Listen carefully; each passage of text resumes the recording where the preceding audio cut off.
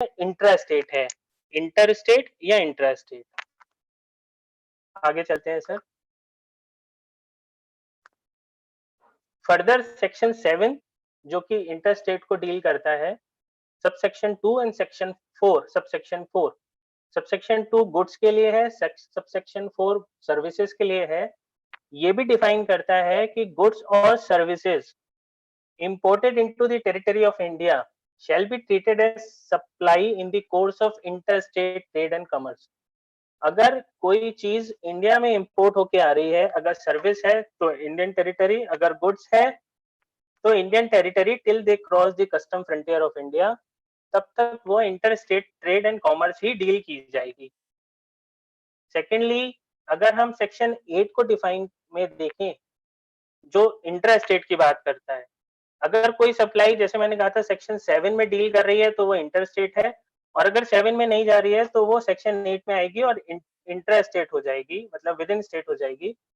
इसीलिए सेक्शन 8 में एक प्रोविजो है, वो ये कहता है कि ये फर्दर दो टाइप ऑफ सप्लाईज जो मैंने नीचे लिखी हैं, ये दोनों भी हर कीमत पे इंटर स्टेट सप्लाईज डील की जाएंगी, इंटर स्टेट सप्लाईज डील की जाएंगी। मतलब सप्लाई ऑफ गुड्स और सर्विसेज टू और बाई एसईजेड, एसईजेड में देने या लेने वाली गुड्स की सर्विसेज या सर्विसेज, वो दोनों इंटर स्टेट सप्लाईज मानी जाएंगी। और सेकेंडली जो सेक्शन 7 ने पहले ही कहा था कि goods imported into the territory of India till they crosses the custom frontier, they will be treated as interstate trade and commerce। Section 7 और सेक्शन 8 को पढ़ने का बेसिक सिद्धांत ये है कि हम ये समझ पाए कौन सी सप्लाईज इंटर स्टेट है, कौन सी इंट्रा स्टेट, पहली चीज। दूसरी चीज जो यहाँ पे इन्होंने पहले कही थी, सबसे पहली लाइन, लोकेशन ऑफ सप्लायर और प्लेस ऑफ सप्लाई, ये आइडेंटिफिकेशन करना हमें अनिवार्य है सप्लाई को आइडेंटिफाई करने। इससे आगे चलते हैं सर।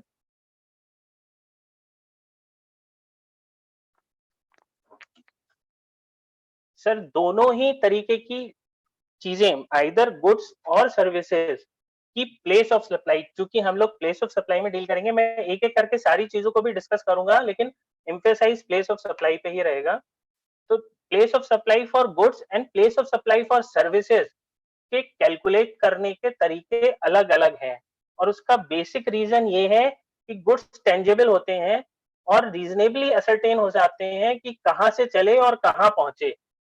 तो प्लेस को आइडेंटिफाई करना कहीं हद तक ज्यादा आसान है गुड्स के केस में रादर सर्विसेज में, क्योंकि वो एक तो इंटेंजिबल होती हैं, कहां से इनिशिएट हो रही हैं और अल्टीमेटली उनका कंजम्पशन किस एरिया में हो रहा है, ये डिफाइन करना बड़ा मुश्किल हो जाता है। इसी चीजों के लिए सेक्शन 10 ऑफ आईजीएसटी एक्ट जो गुड्स को डील करता है वो स्पेसिफाई करता है कंडीशंस, और सेक्शन 12 जो सर्विसेज को डील करता है वो स्पेसिफाई करता है सर्विसेज की कंडीशन। लेकिन एक चीज मैं यहाँ पे बता दूं सर, सेक्शन 10 वो गुड्स की बात करता है जो इंडिया से रिलेटेड है, मतलब other than import and export है, और सेक्शन 12 वो सर्विसेज की बात करता है जिसमें लोकेशन ऑफ सप्लायर, जो एलओएस लिखा हुआ है, मतलब location of supplier and location of receiver, जो सर्विस रिसीव कर रहा है और जो सर्विस सप्लाई कर रहा है वो दोनों ही इंडिया में है, तो सेक्शन 12 की कंडीशन फुलफिल करता है।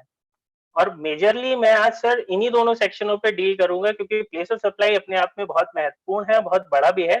तो पहले हम सेक्शन 10 और सेक्शन 12 को एनालाइज करें कि विद इन इंडिया जो गुड्स और विद इन इंडिया जो सर्विसेज होती हैं उनकी प्लेस ऑफ सप्लाई किस मैनर में डिफाइन करती है। इसीलिए दो अलग अलग सेक्शन है और दो अलग अलग तरीके से इनको ये प्लेस ऑफ सप्लाई में आईजीएसटी के थ्रू डिफाइन करते हैं। आगे चलते हैं सर। अभी जो सेक्शन 7 और करस्पॉन्डिंगली सेक्शन 8 जो आईजीएसटी का है, तो उसमें दो चीजें बहुत महत्वपूर्ण निकल के आती हैं सर, लोकेशन ऑफ सप्लायर जिसको मैंने भी पहले एम्फेसाइज किया, and then place of supply जो हम लोग डिस्कस कर रहे हैं। ये दोनों चीजें आइडेंटिफाई करना साइमल्टेनियसली बहुत महत्वपूर्ण है in order to identify the type of supply. तो सबसे पहले मैं सेक्शन 10 ले रहा हूँ गुड्स के केस में, other than import and export, और उसमें सबसे पहले हम ये प्रयास करेंगे जानने का कि location of supplier of goods क्या है और उसके बाद देखेंगे place of supply for goods क्या है।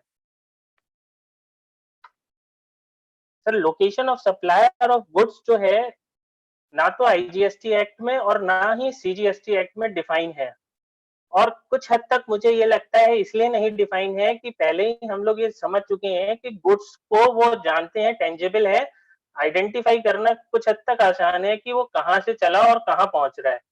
तो इस वजह से उन्होंने location of supplier of goods को डिफाइन नहीं किया है, but location of supplier of services आगे हम देखेंगे उनको डिफाइन किया हुआ है एक्ट में, आईजीएसटी एक्ट में। लेकिन अब महत्वपूर्ण तो ये है कि हम ये भी समझें कि location of supplier of goods है क्या एक्चुअली में। तो मुझे अपना इंस्टीट्यूट का बैकग्राउंड मटेरियल में कुछ चीजें समझ में आई जो उन्होंने डिफाइन किया था कि what is the location of supplier of goods. तो वो ये लिखते हैं sir, the words location in this phrase refers to the site or premises geographically point where the supplier is situated with the goods in his control। Major बात यह है कि वो लोकेशन जहां पे सप्लायर अपने गुड्स के साथ उसके कंट्रोल में बैठा हुआ है वो लोकेशन हो सकती है।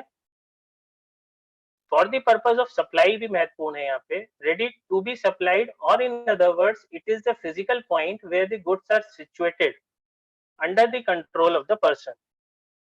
तो मैंने ये समझने का प्रयास किया सर कि ये location of supplier of goods वो जगह हुई जहां पे सप्लायर के हाथ में गुड्स है और उसके कंट्रोल में है और वो सप्लाई करने को रेडिली अवेलेबल है उस पॉइंट ऑफ और उस प्लेस ऑफ सप्लाई पे।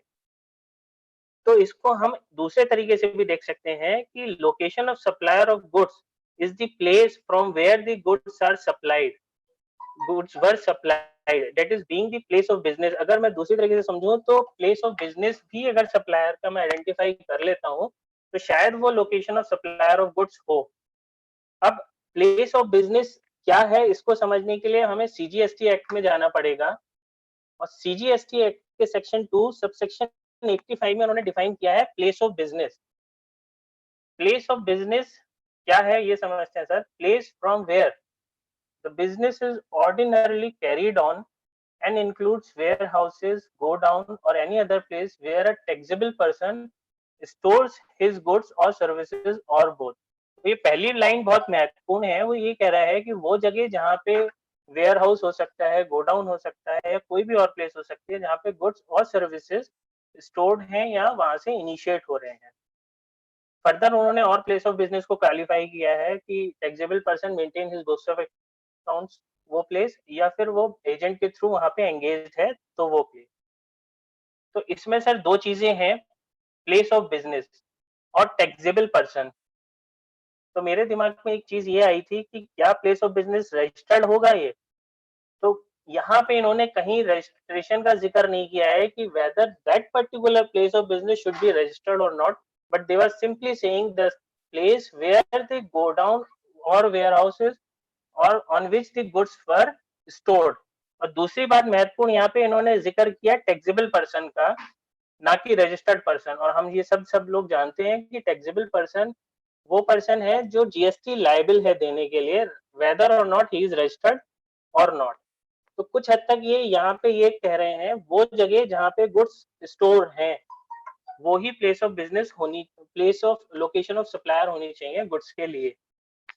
Principal place of business further act में और डिफाइन है सर, क्योंकि यहाँ पे प्लेस ऑफ बिजनेस है तो हम एक बार प्रिंसिपल प्लेस ऑफ बिजनेस भी समझे एक्ट में क्या है।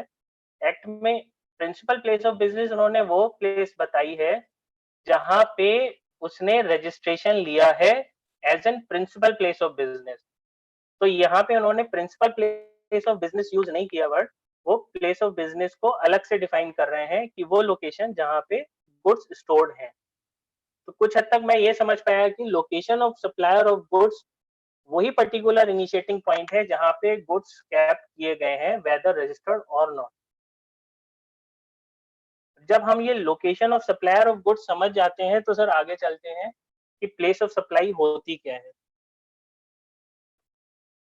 Sir place of supply section 10 जैसे मैंने कहा था, सेक्शन 10 गुड्स को डिफाइन करता है, place of supply of for goods.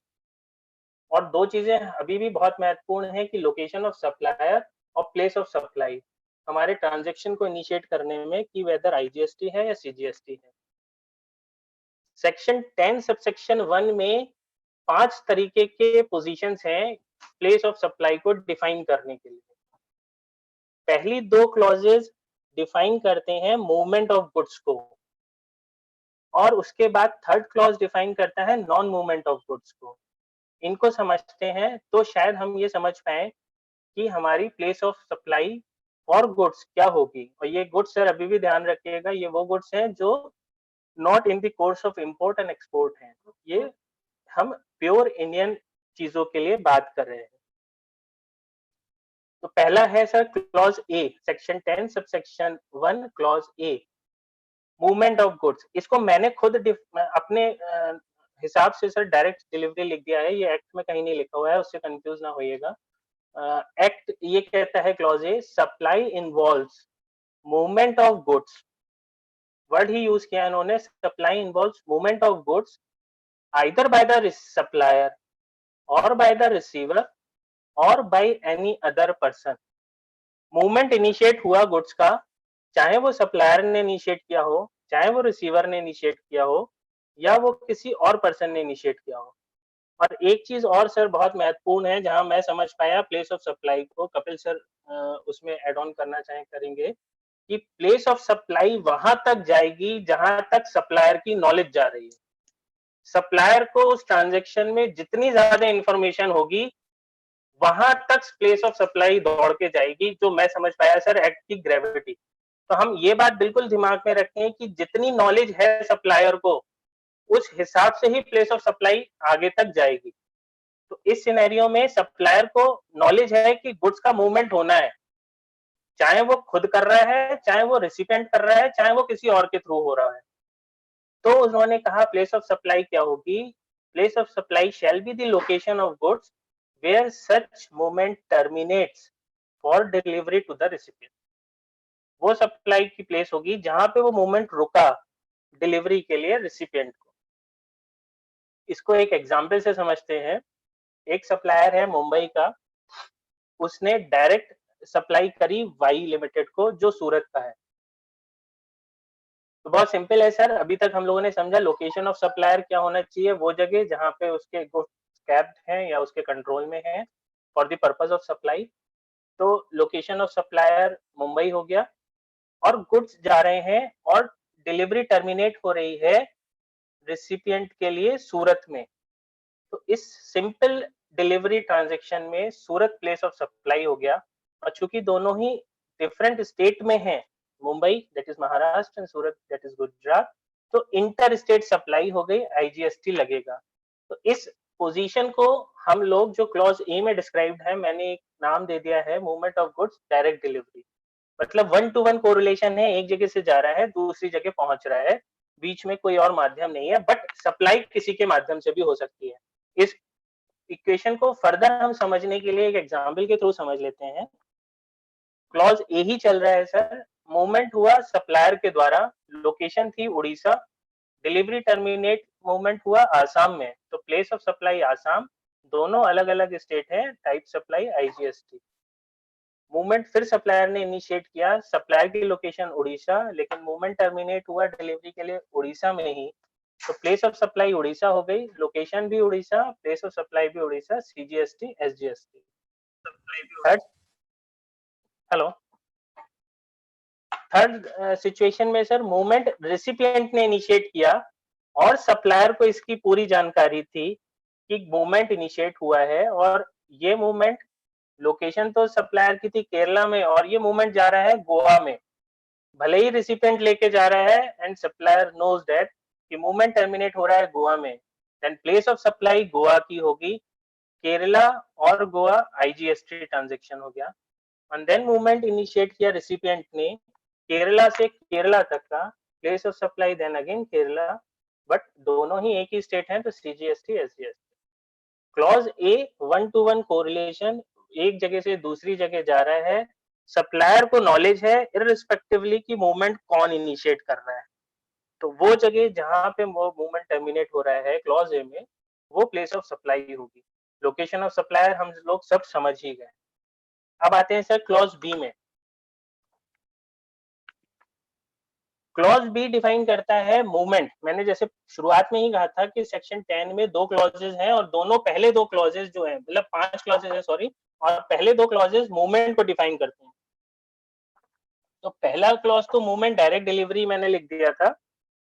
दूसरा है अंडर डायरेक्शन, मूवमेंट तो इनिशिएट हुआ लेकिन किसी और के पास गया। इसको हम जनरल लैंग्वेज में bill to shift to model कहते हैं, लेकिन एक्ट क्या कह रहा है उसको समझ लेते हैं, फिर इसको और अच्छे से समझेंगे। क्लॉज बी कहता है where the goods are delivered by the supplier to a recipient. Recipient कोई जरूरी नहीं है सर यहाँ पे बायर ही हो और एनी अदर पर्सन। तो डिलीवरी कहां से हुई? सप्लायर से हुई और रिसिपिएंट को हुई, either a buyer or any other person, और that goods are delivered on the direction of the third person. ये थर्ड पर्सन ही अल्टीमेट बायर था इस पर्टिकुलर ट्रांजेक्शन में, लेकिन उसने इंस्ट्रक्ट किया था कि किसी और को डिलीवरी करना, and that third person who may be और may not be an agent, और एजेंट किसका? रिसिपिएंट का। The goods directed to be delivered before or during the movement of goods are transferred either by way of document or title or otherwise। Goods का जो transfer हुआ title का वो document के through हो गया। तो इस केस में एक्ट कहता है क्लॉज बी में the place of supply is the principal place of business. हम लोग प्रिंसिपल प्लेस ऑफ बिजनेस समझ चुके हैं सर, जैसे प्लेस ऑफ बिजनेस था वैसे ही मैंने आपको प्रिंसिपल प्लेस ऑफ बिजनेस भी बताया था। इस केस में place of supply is the principal place of business of such third person. Third person जिसने डायरेक्शन दिया उसकी प्रिंसिपल प्लेस ऑफ बिजनेस ही प्लेस ऑफ सप्लाई होगी, इररिस्पेक्टिव रेसिपिएंट कौन है। इसको और अच्छे से समझते हैं। यहाँ पे सर डीम्ड डिलीवरी हो जाती है थर्ड पर्सन को, भले ही उसके पास फिजिकल डिलीवरी ना हो। इसको और एग्जाम्पल के थ्रू समझते हैं तो शायद अच्छे से समझ में आएगा। सर सप्लायर है मुंबई का, इसको मैंने 1 नंबर दिया हुआ है। सेकंड गुड्स डिलीवर हो रहे हैं जेड लिमिटेड लखनऊ को, और नीचे के एग्जाम्पल को एक बार पढ़ते हैं। एक्स लिमिटेड मुंबई जो सप्लायर है 1 नंबर पॉइंट में है, received an order from Y limited Mumbai जो बायर है 3rd नंबर पॉइंट में है। दोनों ही मुंबई में है, मतलब एक्स लिमिटेड भी मुंबई में है, बायर जो 3rd नंबर पे है वो भी मुंबई में है। हाउएवर वाई लिमिटेड जो बायर था मुंबई का, उसने कहा कि गुड्स डिलीवर कर दीजिए जेड लिमिटेड लखनऊ को। Even if the goods are deliver to Z limited, और वो लखनऊ में डिलीवरी हुई 2 नंबर पॉइंट वाले को, बट जो 3rd नंबर पे जो पर्सन है, the third person on whose instruction the delivery was initiated is the person on which place of supply shall define. तो इस केस में सर मैंने नीचे लिखा हुआ है location of supplier, supplier X limited जो मुंबई में हुआ, और place of supply then again जो बायर था वाई लिमिटेड वो भी मुंबई में हुआ, इररिस्पेक्टिव की गुड्स इंटर स्टेट चला गया, लखनऊ में चला गया। लेकिन ये 1 और 3 के बीच में ट्रांजेक्शन इंटर स्टेट सप्लाई होगा, सीजीएसटी एसजीएसटी होगा, और इसको हम बहुत सिंपल भाषा में बिल्ड टू शिफ्ट टू कहते हैं। मतलब बिल्ड टू तो बायर को हो गया और शिफ्ट हो गया जेड लिमिटेड को 2 नंबर पॉइंट। बट इसमें सर 2 ट्रांजेक्शन इनिशिएट हुए। पहला तो A1 नंबर से 3 नंबर को, और दूसरा ट्रांजेक्शन 3 नंबर से 2 नंबर को। ये 2 लेग ऑफ ट्रांजेक्शन हैं। पहले वाला क्लॉज ए में हमने कहा था डायरेक्ट डिलीवरी, एक जगह से गया दूसरी जगह पहुंच गया, कोई मीडिएटर मतलब बीच में इंस्ट्रक्ट करने वाला नहीं था। दूसरे क्लॉज में हमने कहा अंडर एन इंस्ट्रक्शन और डायरेक्शन ऑफ अ डिलीवरी। तो 1 से 3rd मतलब जो सप्लायर था एंड बायर था वो तो क्लॉज बी में गया, लेकिन जो 3 और 2 है मतलब the buyer and the ultimate person who got the goods, वो क्लॉज ए में जाएगा, क्योंकि मूवमेंट इनिशिएट हुआ और डिलीवरी टर्मिनेट हुई for the purpose of the X Y limited, Z limited पे डिलीवरी टर्मिनेट हुई फॉर द रिसिपिएंट। तो जो 3 नंबर और 2 नंबर के बीच का ट्रांजेक्शन हुआ वो क्लॉज ए में चला गया, और जो 1 और 3 के बीच में ट्रांजेक्शन हुआ वो क्लॉज बी में चला गया। तो पहला वाला जो ट्रांजेक्शन था सर वो तो इंटर स्टेट हो गया, सीजीएसटी एसजीएसटी, और 3rd और 2 के बीच में जो ट्रांजेक्शन इनिशिएट हुआ, क्योंकि डिलीवरी बायर के हिसाब से, वाई लिमिटेड के हिसाब से लखनऊ में हुई, तो वो आईजीएसटी का ट्रांजैक्शन हो गया। इसको हम generally bill to ship to model कहते हैं। तो पहले दो क्लॉज में पहला एक डायरेक्ट और एक under direction movement of goods initiate हुए। तीसरा क्लॉज ले लेते हैं, इसका एक एग्जांपल भी ले लेते हैं सर, थोड़ा सा समझ में आ जाएगा, और अगर फिर कंफ्यूजन रहेगा तो हम डिस्कस करेंगे। लोकेशन ऑफ सप्लायर अहमदाबाद है, लोकेशन ऑफ डिलीवरी अहमदाबाद है, लेकिन लोकेशन ऑफ थर्ड पर्सन जो इंस्ट्रक्ट कर रहा है, जो अल्टीमेटली बायर है, वो अमृतसर है। तो place of supply sir Amritsar हुई और लोकेशन ऑफ सप्लायर अहमदाबाद हुआ, दोनों अलग स्टेट हुए, आईजीएसटी लग गया। लोकेशन ऑफ सप्लायर अहमदाबाद है, डिलीवरी अमृतसर में हुई, लेकिन थर्ड पर्सन जो बायर था वो अमृतसर का था। Ahmedabad Amritsar, Amritsar place of supply हो गई, आईजीएसटी लग गया। फिर थर्ड एग्जांपल ले लेते हैं सर, अहमदाबाद में लोकेशन ऑफ सप्लायर है, डिलीवरी बेंगलोर में हुई अंडर द इंस्ट्रक्शन, बट जिसने इंस्ट्रक्शन दी वो अहमदाबाद ही का था। तो अहमदाबाद अहमदाबाद एक ही स्टेट का मैटर हो गया, सीजीएसटी एसजीएसटी लगेगा, इररिस्पेक्टिव की डिलीवरी बेंगलोर में हुई थी और वो आउटसाइड स्टेट था। तो ये क्लॉज भी है सर अंडर डायरेक्शन का। अब बात करते हैं sir clause C. Clause C define करता है नॉन मूवमेंट ऑफ गुड्स। तो पहले हमने दो क्लॉजेस पढ़े, दोनों में मूवमेंट हो रहा था लेकिन अलग ढंग का मूवमेंट था। तीसरा क्लॉज कहता है कि मूवमेंट ही नहीं हो रहा है। इसको समझते हैं, where the supply does not involve movement of goods. Sir I am audible? मैं आवाज आ रही है सब लोगों को? आ रही है, आ रही है, आ रही है। ठीक है, मुझे लगा सर शांति हो गई, तो मैंने कहा मैं ही इतना मगन होकर सुन रहे हैं ना आपको, इसलिए शांति है। आज क्वेश्चन आंसर नहीं आ रहे तो शमीम भाई को लगा कि लगता है कुछ गड़बड़ है। मुझे लगा कहीं कनेक्शन तो नहीं टूट गया। मुझसे तो चेयरमैन साहब ने मना कर दिया था कि बाद में पूछना तुम। अच्छा, नहीं नहीं ठीक है सर, इसमें ना पांचों क्लॉजेस एक बार समझ लेंगे फिर समझेंगे, क्योंकि अगर पांचों क्लॉजेस में 5 ऑप्शन है अलग अलग, बीच में अगर पूछेंगे तो समझ में भी नहीं आएगा। तो सर पहले दूसरे क्लॉज हो गए, थर्ड क्लॉज पे आए non movement of goods. Non movement of goods में उन्होंने कहा है where the supply does not involve movement of goods, मतलब ओनरशिप ऑफ गुड्स ट्रांसफर तो हो रही है, सप्लाई भी इनिशिएट हो रही है, लेकिन मूवमेंट नहीं हो रहा है गुड्स का। तो उस केस में प्लेस ऑफ सप्लाई रहेगी the location of such good at the time of delivery to the recipient. वो जगह जहां पे डिलीवरी हो रही है रिसिपिएंट को, वही जगह location of goods place of supply मानी जाएगी। इसको एक छोटे से एग्जांपल से समझते हैं सर। सप्लायर है एक्स लिमिटेड मुंबई का, लोकेशन ऑफ सप्लायर वही हो गया जहां पे उसके पास गुड्स थे। एक रिसिपिएंट आया, सप्लायर को नहीं पता है उसके बारे में। मैंने यहाँ पे पहले भी कहा था कि सप्लायर की जितनी नॉलेज जाएगी ट्रांजैक्शन के लिए, प्लेस ऑफ सप्लाई भी उतनी दूर जाएगी। तो चूंकि इसके बारे में उसको कोई जानकारी नहीं है, ये कौन है क्या है, और वहीं पे उसने गुड्स ले लिए उसी की प्रेमाइसिस पे, उसी की प्लेस पे। तो लोकेशन ऑफ सप्लायर और प्लेस ऑफ सप्लाई एक ही जगह हो गई, विद इन स्टेट हो गई, सीजीएसटी एसजीएसटी लग जाएगा। कुछ हद तक ये transaction over the counter sale भी हो सकती है, लेकिन मैं इसमें एक क्लैरिफाई कर दूं, मैं इंस्टीट्यूट की गाइडेंस नोट पढ़ रहा था, तो उनका ये कहना था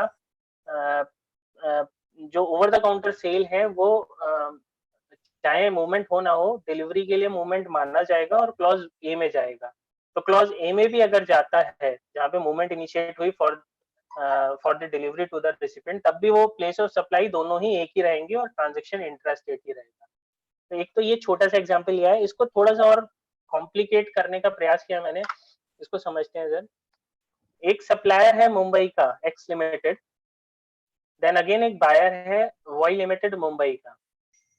अब इन्होंने क्या ट्रांजैक्शन इनिशिएट किया, इस ट्रांजैक्शन को समझते हैं। X limited Mumbai received an order from Y limited Mumbai, however the goods are lying at the site of X Limited in Lucknow। के लिए बात हो रही है, वो गुड्स एक्स लिमिटेड के हैं और एक्स लिमिटेड की लखनऊ की साइट पे लोकेटेड है, और Y limited shows his intention for the delivery of the goods at the Lucknow site of X limited. और वाई लिमिटेड ये कह रहा है आप गुड्स को मूवमेंट मत करो, मैं वहीं से ले लूंगा आपका गुड्स, आपकी साइट से एज इट इज इट जहां पे पड़ा है वहीं से डिलीवरी इनिशिएट कर लूंगा। तो उस केस में क्लॉज सी चूंकि नॉन मूवमेंट हुआ, तो प्लेस ऑफ सप्लाई हुई वो जगह जहां पे गुड्स रखे हुए थे, और प्लेस ऑफ सप्लाई हुई एक्स लिमिटेड का लखनऊ ऑफिस या साइट। अब दूसरी बात यहाँ पे मजेदार बात है, एक्स लिमिटेड तो मुंबई का था, लेकिन हमने लोकेशन ऑफ गुड्स को समझने का, location of supplier of goods का समझने का प्रयास किया था, तो वो उन्होंने कहा था कि वो जगह जहां पे गुड्स रखे होंगे। तो मेरे हिसाब से भले ही वो एक्स लिमिटेड मुंबई का था, उसकी site principal place of business कहलाएगी और लोकेशन ऑफ सप्लायर भी कहलाएगी, और वही जगह पे प्लेस ऑफ सप्लाई भी हो गई क्योंकि डिलीवरी भी वहीं हो गई क्लॉज सी में, नॉन मूवमेंट ऑफ गुड्स में। तो इस ट्रांजैक्शन में भले ही ये दोनों आउटसाइड स्टेट के थे, लेकिन इंट्रा स्टेट सप्लाई ऑफ होगी और सीजीएसटी एसजीएसटी लगेंगे। कपिल सर, मैं बस इतना थोड़ा सा जानना चाहूंगा, मेरे हिसाब से क्लॉज सी में जनरली सीजीएसटी एंड एसजीएसटी लगना चाहिए, आईजीएसटी नहीं लगना चाहिए किसी भी सिनेरियो में।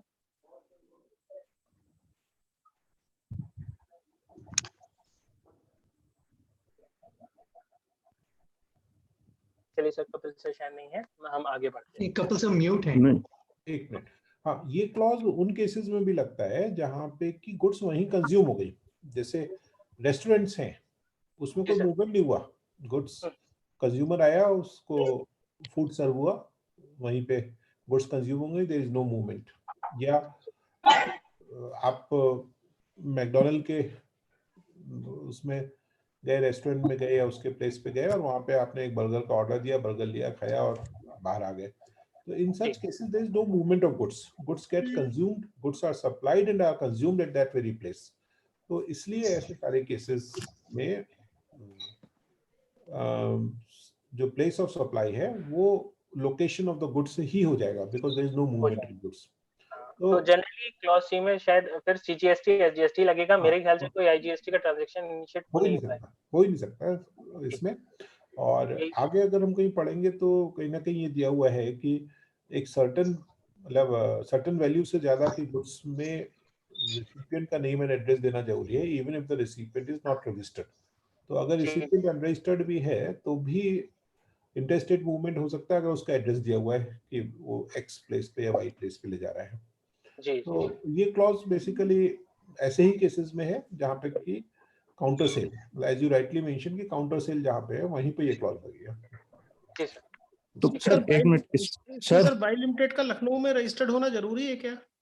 नहीं सर, यही मैंने कहा कि irrespective location of supplier of goods, तो मुझे कहीं पे भी ये नहीं लगा कि उसे वहां पे रजिस्ट्रेशन होना लेना जरूरी है, बट चूंकि गुड्स वहां लाई कर रहे थे तो लोकेशन ऑफ सप्लायर जहां तक समझ पाए, क्योंकि देखिए sir, location of supplier of goods कहीं पे भी डिफाइन नहीं है, और इंस्टीट्यूट का भी ये मानना है जहां पे गुड्स हैं वही लोकेशन है सप्लायर की, उसके कंट्रोल में, उसके पोजीशन में है। तो एक्स लिमिटेड की साइट पे उसके गुड्स रखे हैं और उसके कंट्रोल में है, वहीं से डिलीवरी भी इनिशिएट होगी, तो वो दोनों ही पॉइंट, लोकेशन ऑफ सप्लायर और प्लेस ऑफ सप्लाई, दोनों वही पॉइंट हो गए लखनऊ के, इररिस्पेक्टिव कि उसने रजिस्ट्रेशन लिया है या नहीं लिया है, जहां तक मैं इसको समझ सकता हूँ। बाकी बिल तो मुंबई से इशू होगा ना फिर इसका इनवॉइस?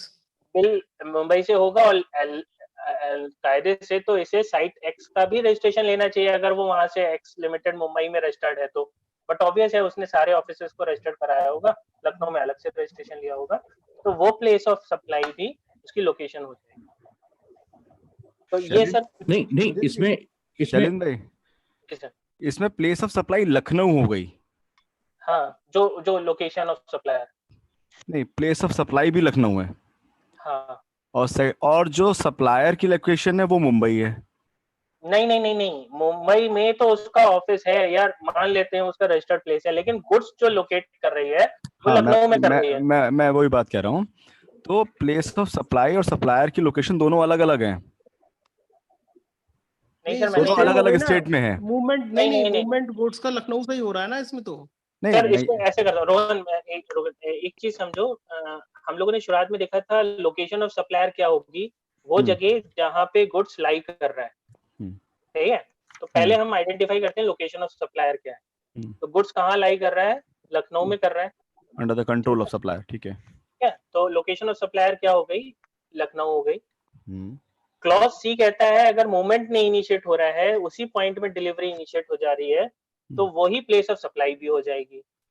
तो अब वाई ने उसी जगह पे डिलीवरी ले ली, तो वो प्लेस ऑफ सप्लाई भी हो गई।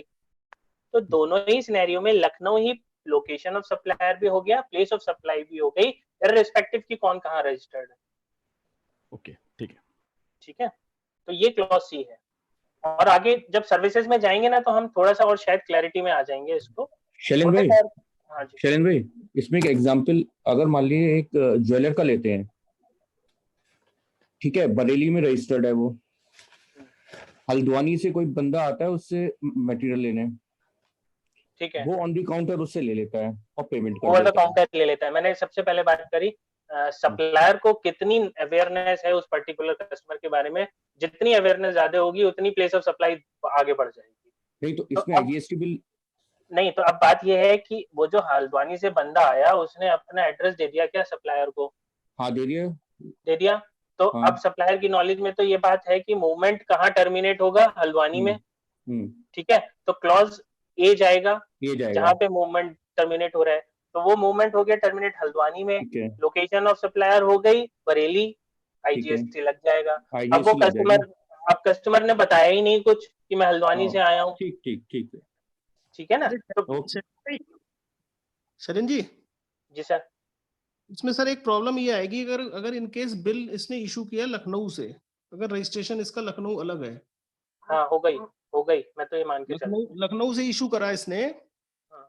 और सप्लायर एक्स रिसीवर जो वाई लिमिटेड है बायर मुंबई में, उसको किया इन्होंने, और बायर जो है वो लखनऊ में रजिस्टर्ड नहीं है सपोज। ठीक है, तो वो तो सीजीएसटी एसजीएसटी लगाएगा सर, प्लेस ऑफ नहीं तो सप्लाई लखनऊ दिखा के, नहीं भले ही तो उसका वो सीजीएसटी, एड्रेस कहीं ना नहीं डाले। मेरी बात सुनिए ना, सीजीएसटी एसजीएसटी लग गया हाँ तो क्या ये आईटीसी में आ जाएगा उसकी? हाँ मैं तो लखनऊ में सर, मैं लखनऊ में बिल्कुल रजिस्टर्ड ही बिल्कुल, नहीं हूँ।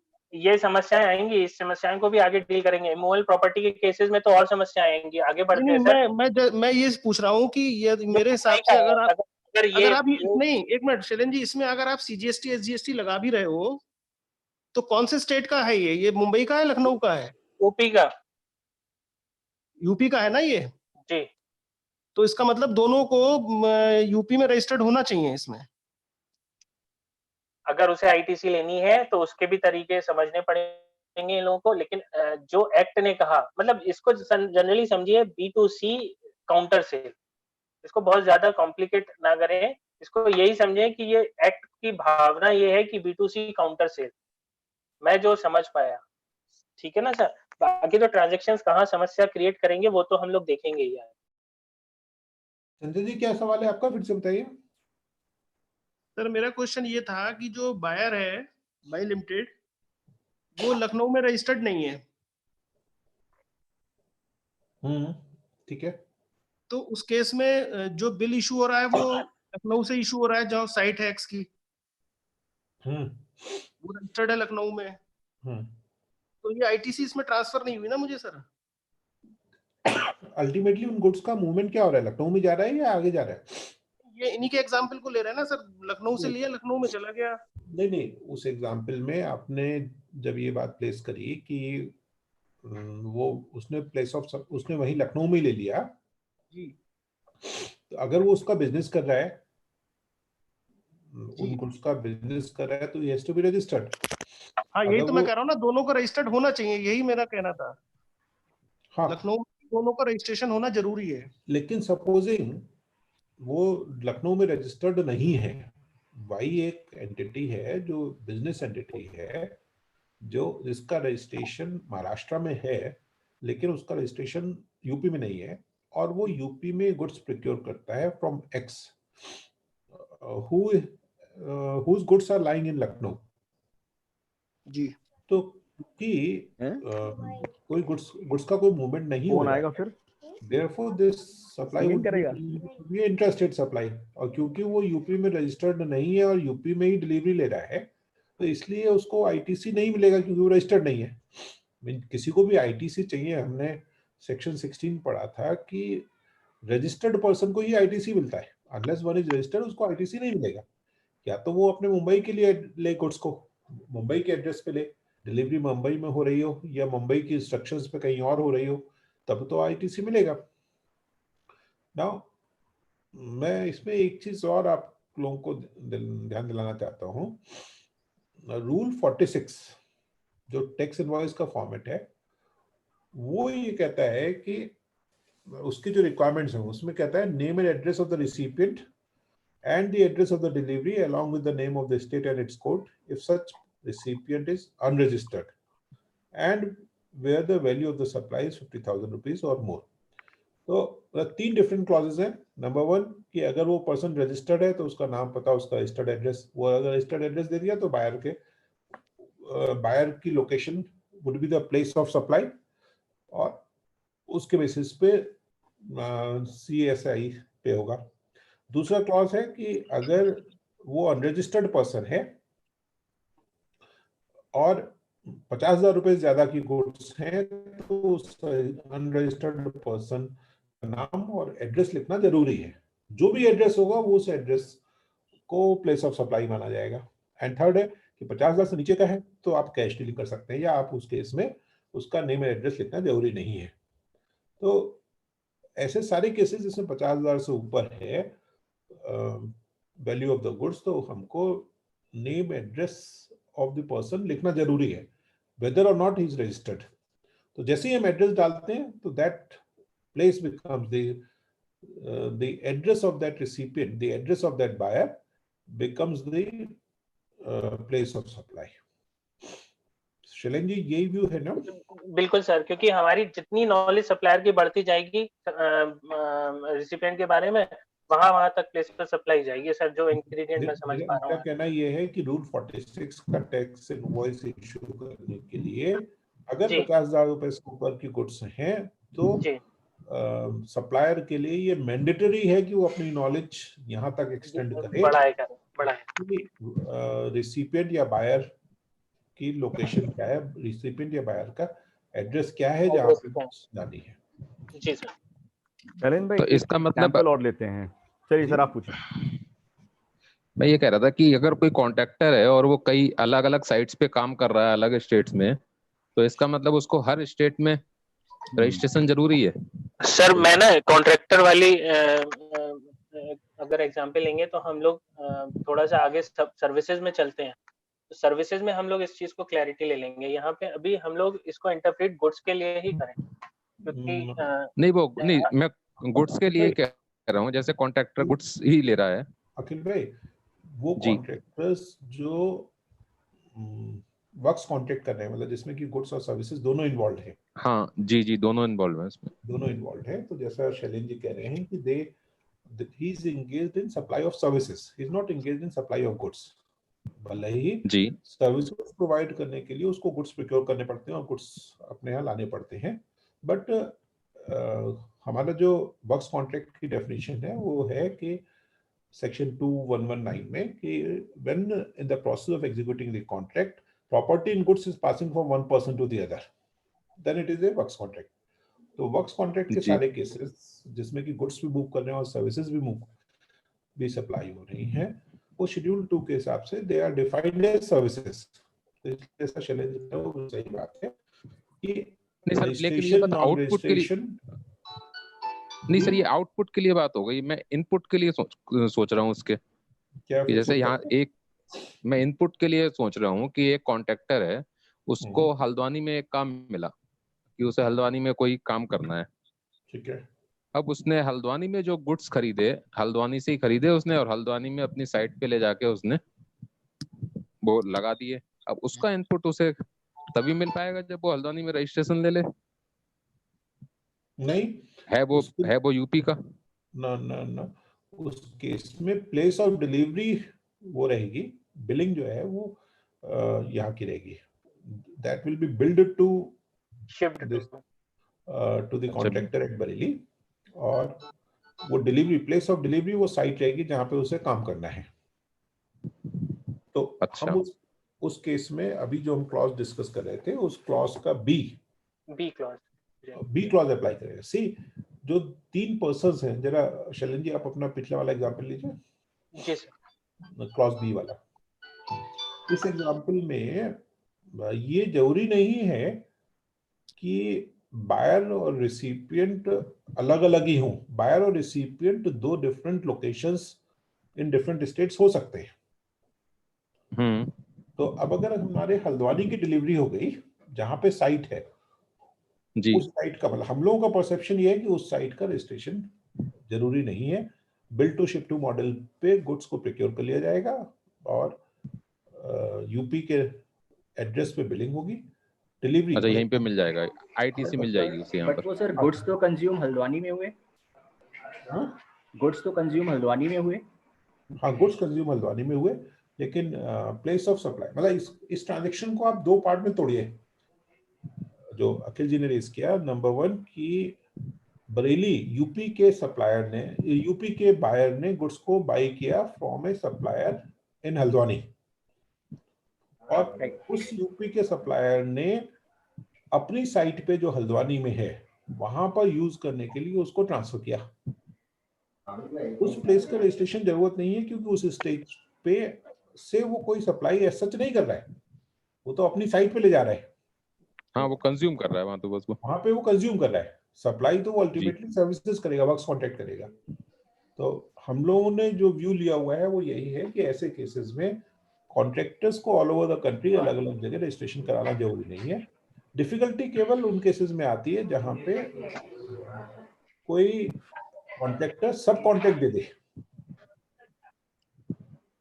सब कॉन्ट्रैक्ट एक्चुअली ये जो सी वाला पॉइंट था ना उससे कंफ्यूजन हुआ, जैसे जो सी वाले में एग्जांपल था सर ना, इसको सी वाले को ना आप पहले तो मेरी मानना है कि पहले आप इसको प्रयास करिए over the counter supply of goods के सिनेरियो में, तो कुछ हद तक तब तो नहीं ओवर द काउंटर मानेंगे तब तो अखिल भाई इसको B2C मान के चलिए।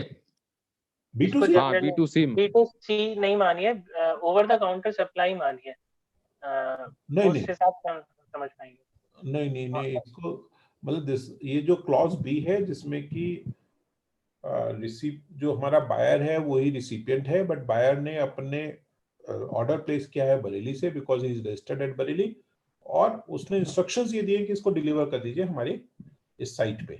उस साइट का रजिस्ट्रेशन अकॉर्डिंग टू मी इसलिए जरूरी नहीं है क्योंकि वो उस साइट पे वो वहां पे कंज्यूम कर रहा है, वहां से वो उसको फर्दर गुड्स को सप्लाई एज सच नहीं कर रहा है, इसलिए हमारे हिसाब से वहां का रजिस्ट्रेशन जरूरी नहीं है।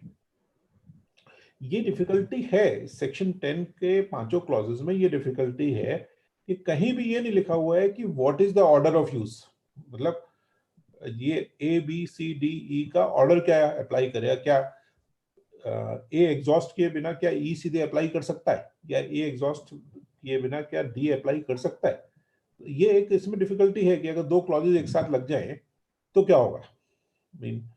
अब जैसे सप्लाई मूवमेंट ऑफ गुड्स का मूवमेंट तो हो गया, लेकिन थर्ड पर्सन मतलब जो bill to ship to model है जी, वो bill to ship to model में भी तो गुड्स मूव करे और शिप करे कंसाइनी को। ये नहीं लिखा हुआ है कि अगर क्लॉज बी लगेगा तो ए नहीं लगेगा, मतलब ये डिफिकल्टी है, बट मोस्ट अप्रोप्रिएट वही है, जिस क्लॉज में मोस्ट अप्रोप्रिएट किया है वहां पे हम क्लासिफाई कर लें। थोड़ा सा डिफेक्ट है इस सेक्शन में ये देने के लिए कि पहले कौन सा क्लॉज लगेगा बाद में कौन सा क्लॉज लगेगा, लेकिन आप जो एग्जांपल दे रहे हैं उसमें क्लॉज बी ही लगेगा। अच्छा, जैसे ये जो एग्जांपल इस समय खुला हुआ है स्क्रीन पे, इससे कंफ्यूजन हो रहा था कि जैसे इसमें लिखा हुआ है कि एक्स लिमिटेड सप्लायर है, इसे मान लें कि ये हल्द्वानी है एक्स लिमिटेड, ठीक है, और जो बायर है इसमें वो कह रहे हैं कि बाई लिमिटेड, वो भी अच्छा है, यहाँ पे तो मुंबई है लेकिन वो बरेली में है, लेकिन आपके गुड्स में मूवमेंट हो रहा है, तो हमें सबसे पहले तो ये देखना है क्या मूवमेंट इनिशिएट हुआ या नहीं हुआ। सबसे पहला क्राइटेरिया सिलेक्शन ऑफ क्लॉज है, जो मैंने कहा कि आप पहले ये देखिए कि मूवमेंट इनिशिएट हुआ या नहीं हुआ, या सप्लायर की नॉलेज में गुड्स कहीं और जा रहे हैं उसकी लोकेशन के अलावा। अगर वैसा है तो मूवमेंट इनिशिएट हो गया, तो हम क्लॉज ए और बी में जाएं, और जहां हमें लग रहा है कि मूवमेंट इनिशिएट ही नहीं हुआ, गुड्स वहीं रखे हुए थे, तभी क्लॉज सी में जाएं।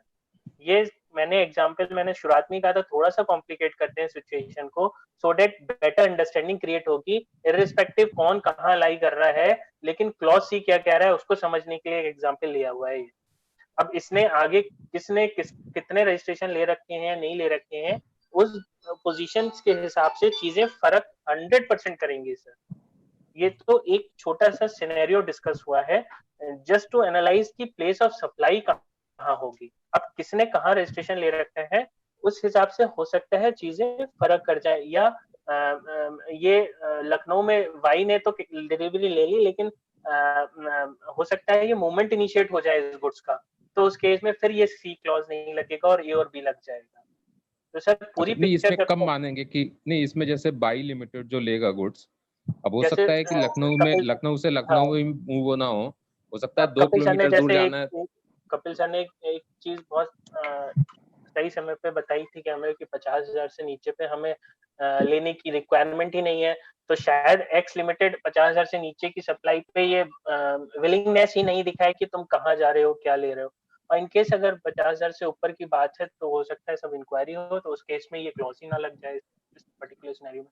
लेकिन मैं फिर भी कहूंगा सर इस एग्जांपल में इसका मतलब हम ये मान रहे हैं कि प्लेस ऑफ सप्लाई मूवमेंट नहीं हुआ, ये क्लॉज सी है ये, और मूवमेंट नहीं हुआ, एक्स को वाई के बारे में ज्यादा जानकारी नहीं है, बट मैंने एग्जांपल में लिया है कि वाई कहीं और है और वहां पे ही जहां रखा था गुड्स वहीं पे डिलीवरी हो गई, तो प्लेस ऑफ सप्लाई क्या होनी चाहिए, इसको हमने थोड़ा सा क्रिटिकली एग्जामिन किया इस सिनेरियो को।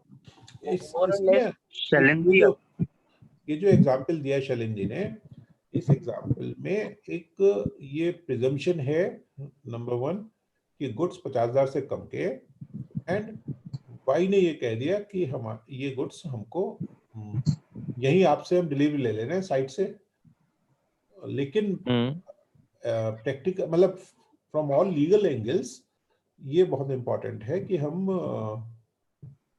को वो करना होगा, ये मानना होगा कि लखनऊ में एक्स रजिस्टर्ड है। हाँ जी बिल्कुल, ऐसा नहीं हो सकता कि लखनऊ में एक्स रजिस्टर्ड ना हो और ये सिनेरियो डेवलप हो जाए। हाँ। तो यहाँ जैसे अभी हमने एग्जांपल लिया था जो हल्द्वानी वाला, कि वो जो यहाँ का कॉन्ट्रैक्टर है वो किसी सप्लायर से कहता है कि मैं आपकी शॉप से ही गुड्स ले लूंगा, आप भेजो मत, ये मेरा ऑर्डर है इतने का, मैं आपकी शॉप से ही आके ले लूंगा। ठीक है, बिलिंग लेकिन मेरी बरेली की कर दो आप। नहीं, वो तो क्योंकि उसको बरेली में लेना है तो उसको अपना GSTIN और अपना एड्रेस बताना पड़ेगा। हाँ, वो बरेली का बताएगा वो, और उसमें मूवमेंट लेकिन वहां भी नहीं हुआ गुड्स का। नहीं मूवमेंट क्यों नहीं हुआ, उसको ये बता, उसको प्लेस ऑफ डिलीवरी वो कोई कंज्यूम उसकी शॉप पे थोड़ा कर ले रहा है, कंज्यूम तो करेगा अपनी साइट पे लेके, हाँ अपनी साइट पे खुद लेके जा रहा है वो। अखिल भैया इसमें क्लॉज बी में हम लोगों ने ये कहा था ना, जो इंस्ट्रक्शंस दे रहा है कहीं की भी दे रहा हो, लेकिन जो उसकी प्लेस है वही प्लेस ऑफ सप्लाई हो जाएगी। तो आपके एग्जांपल में एक कॉन्ट्रैक्टर आया शॉपकीपर से कहता है कि डिलीवरी तो तुम वहां कर देना, लेकिन मैं यहीं का हूँ रजिस्टर्ड, तो हमने कहा था 3rd जो होगा जिसकी इंस्ट्रक्शन में मूवमेंट इनिशिएट हो रहा है उसकी प्लेस ऑफ सप्लाई हो जाएगी। तो वो आदमी यूपी का ही था और शॉपकीपर भी यूपी का ही था, लेट्स सपोज, तो वो जो शॉपकीपर है वो जीएसटी नंबर लेगा उसका, द मोमेंट वो जीएसटी लेगा उसे पता होगा कि ये रजिस्टर्ड यूपी का है, इररिस्पेक्टिव सप्लाई कहीं पे भी हो रही है क्योंकि अंडर डायरेक्शन मूवमेंट हो रहा है। ठीक है ना सर, क्लॉज बी लग रहा है, तो वो अपने आप ही बिल में वो सीजीएसटी एसजीएसटी लगाएगा क्योंकि बिल्ड टू तो उस कॉन्ट्रैक्टर को हुआ और शिफ्ट टू उसकी हल्द्वानी ऑफिस को हुआ। लेकिन एक ये जो है GST is a consumption based tax और tax is payable in the state where goods और सर्विसेज आर कंज्यूम्ड, ये चीज क्यों नहीं हुआ?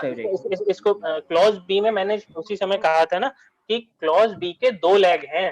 क्लॉज बी में पहला लेग तो वो बायर और सेलर का ट्रांजैक्शन है और दूसरा लेग हम लोगों ने एनालाइज ही नहीं किया, जो वो इंस्ट्रक्शन दे रहा था और जो थर्ड पार्टी जो रिसीव कर रही थी, उन दोनों के बीच में भी एक ट्रांजैक्शन एग्जीक्यूट हो रहा है और वो ट्रांजैक्शन की वजह से वो सप्लाई अल्टीमेटली आईजीएसटी हो जाएगी। शुरुआत में अगर वो सीजीएसटी एसजीएसटी भी होगी तो वो जब गुड्स दूसरे स्टेट में जाएंगे, मतलब 3rd और रिसिपिएंट के बीच के जो ट्रांजैक्शन है उसकी वजह से वो अपने आप आईजीएसटी हो जाएगी जब आप क्लॉज सी को फर्दर एनालाइज करोगे। मैंने यहाँ पे ये कहा था कि 3 और 2 के बीच का जो लैग है ये भी तो है, इसको कहाँ ले जाएंगे? अभी तो हमने जो डिस्कस किया क्लॉज बी में 1 और 3 के लेग को समझा।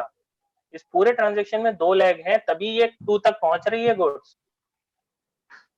सही है सर? और जब इस लेग को दोनों को समझेंगे तो अपने आप देखेंगे कि यहाँ पे आईजीएसटी हो जाएगा 3 और 2 के बीच में। नहीं, जब बिल्ड टू शिप टू होगा तो जरूरी नहीं है कि 3 लेग हो, 2 भी हो सकती है, जैसे अभी आपने एग्जांपल दिया। मैंने 3 लेग नहीं है, 3 तो पार्टी हैं, 3 तो पार्टी हैं भैया, लेकिन लेग 2 3 हैं। पार्टी मतलब की जगह नहीं 3 पार्टी की जगह 2 पार्टी भी तो हो सकती है बिल्ड टू शिप टू में, जैसा अभी जो एग्जांपल दिया आपने कॉन्ट्रैक्टर वाला।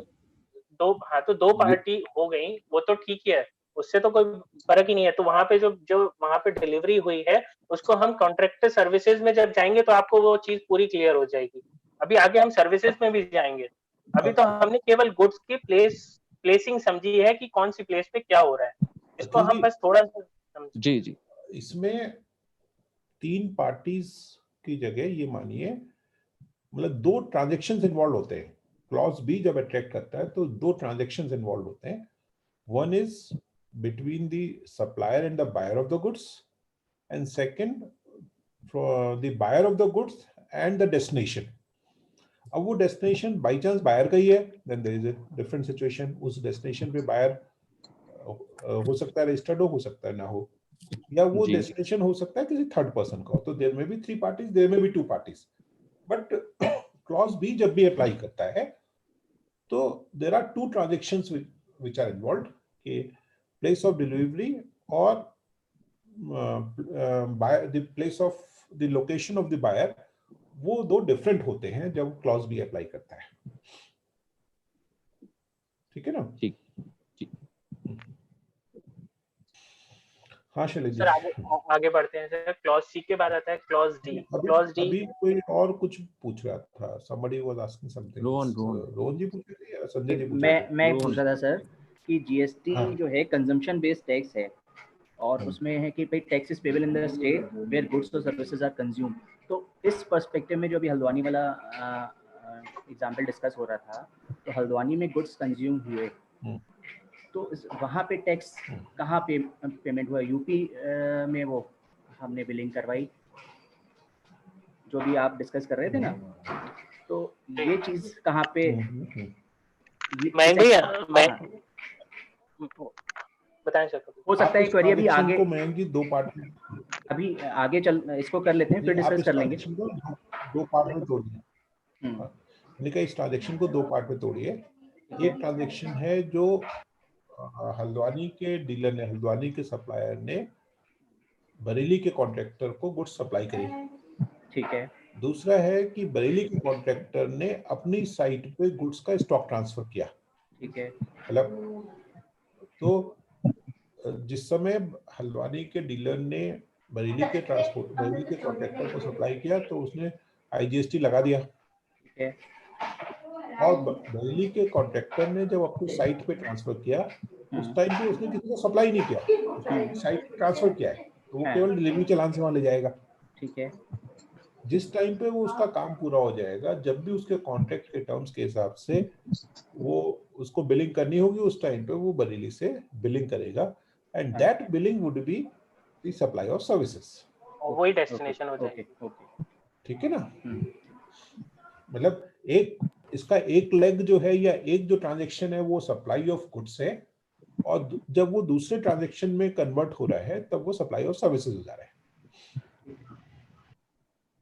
थोड़ा कॉम्प्लिकेटेड है, आई कैन अंडरस्टैंड, लेकिन हम लोग अगर नहीं, हम ही लोगों को समझना होगा, बाकी तो अधिकारियों को तो अल्टीमेटली समझाना पड़ेगा।